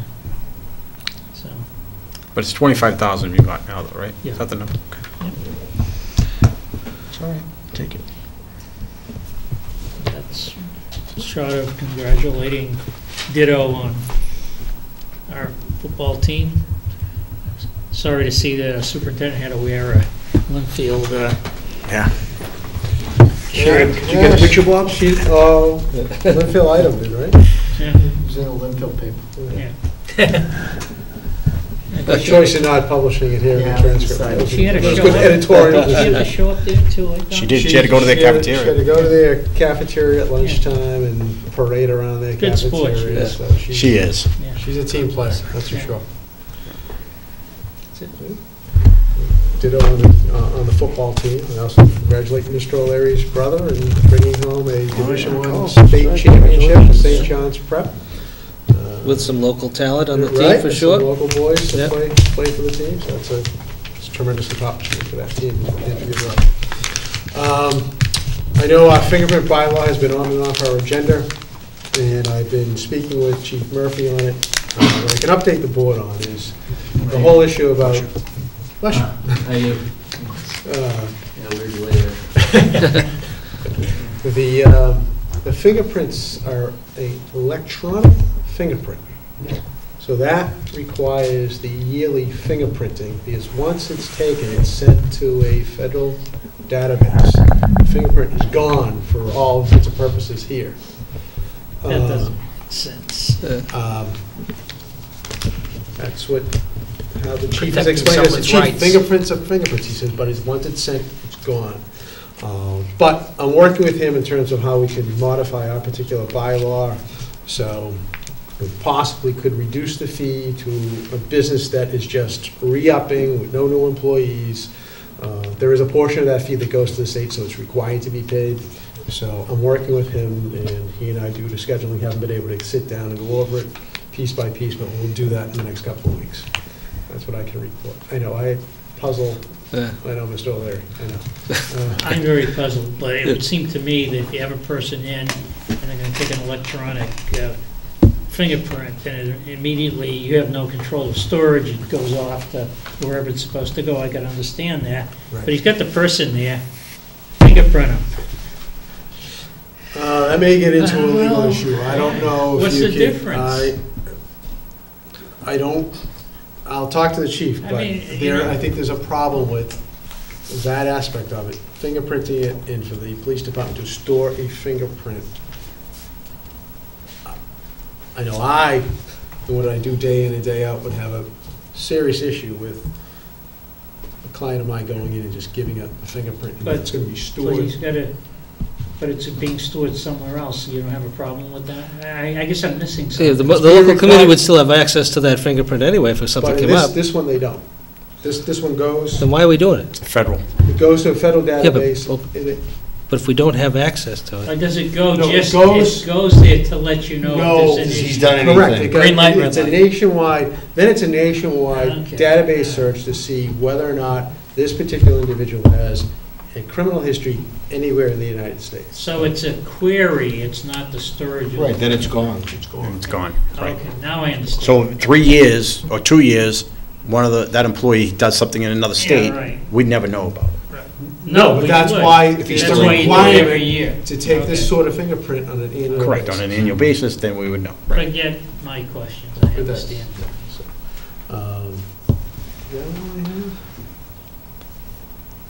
Then maybe we do just have to revisit the fee schedule.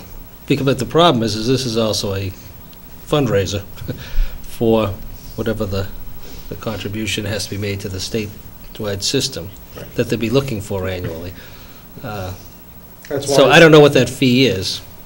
Chief believed it to be about $25 that goes to the state in terms of this. And we were looking for what, 100? $100 fee total. Annually.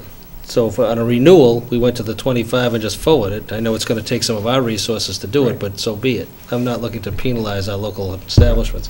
But as far as, the rest of the people who are knocking on doors, the more the merrier. We'll collect it all every year. Well, we're not penalizing our local establishments, are we?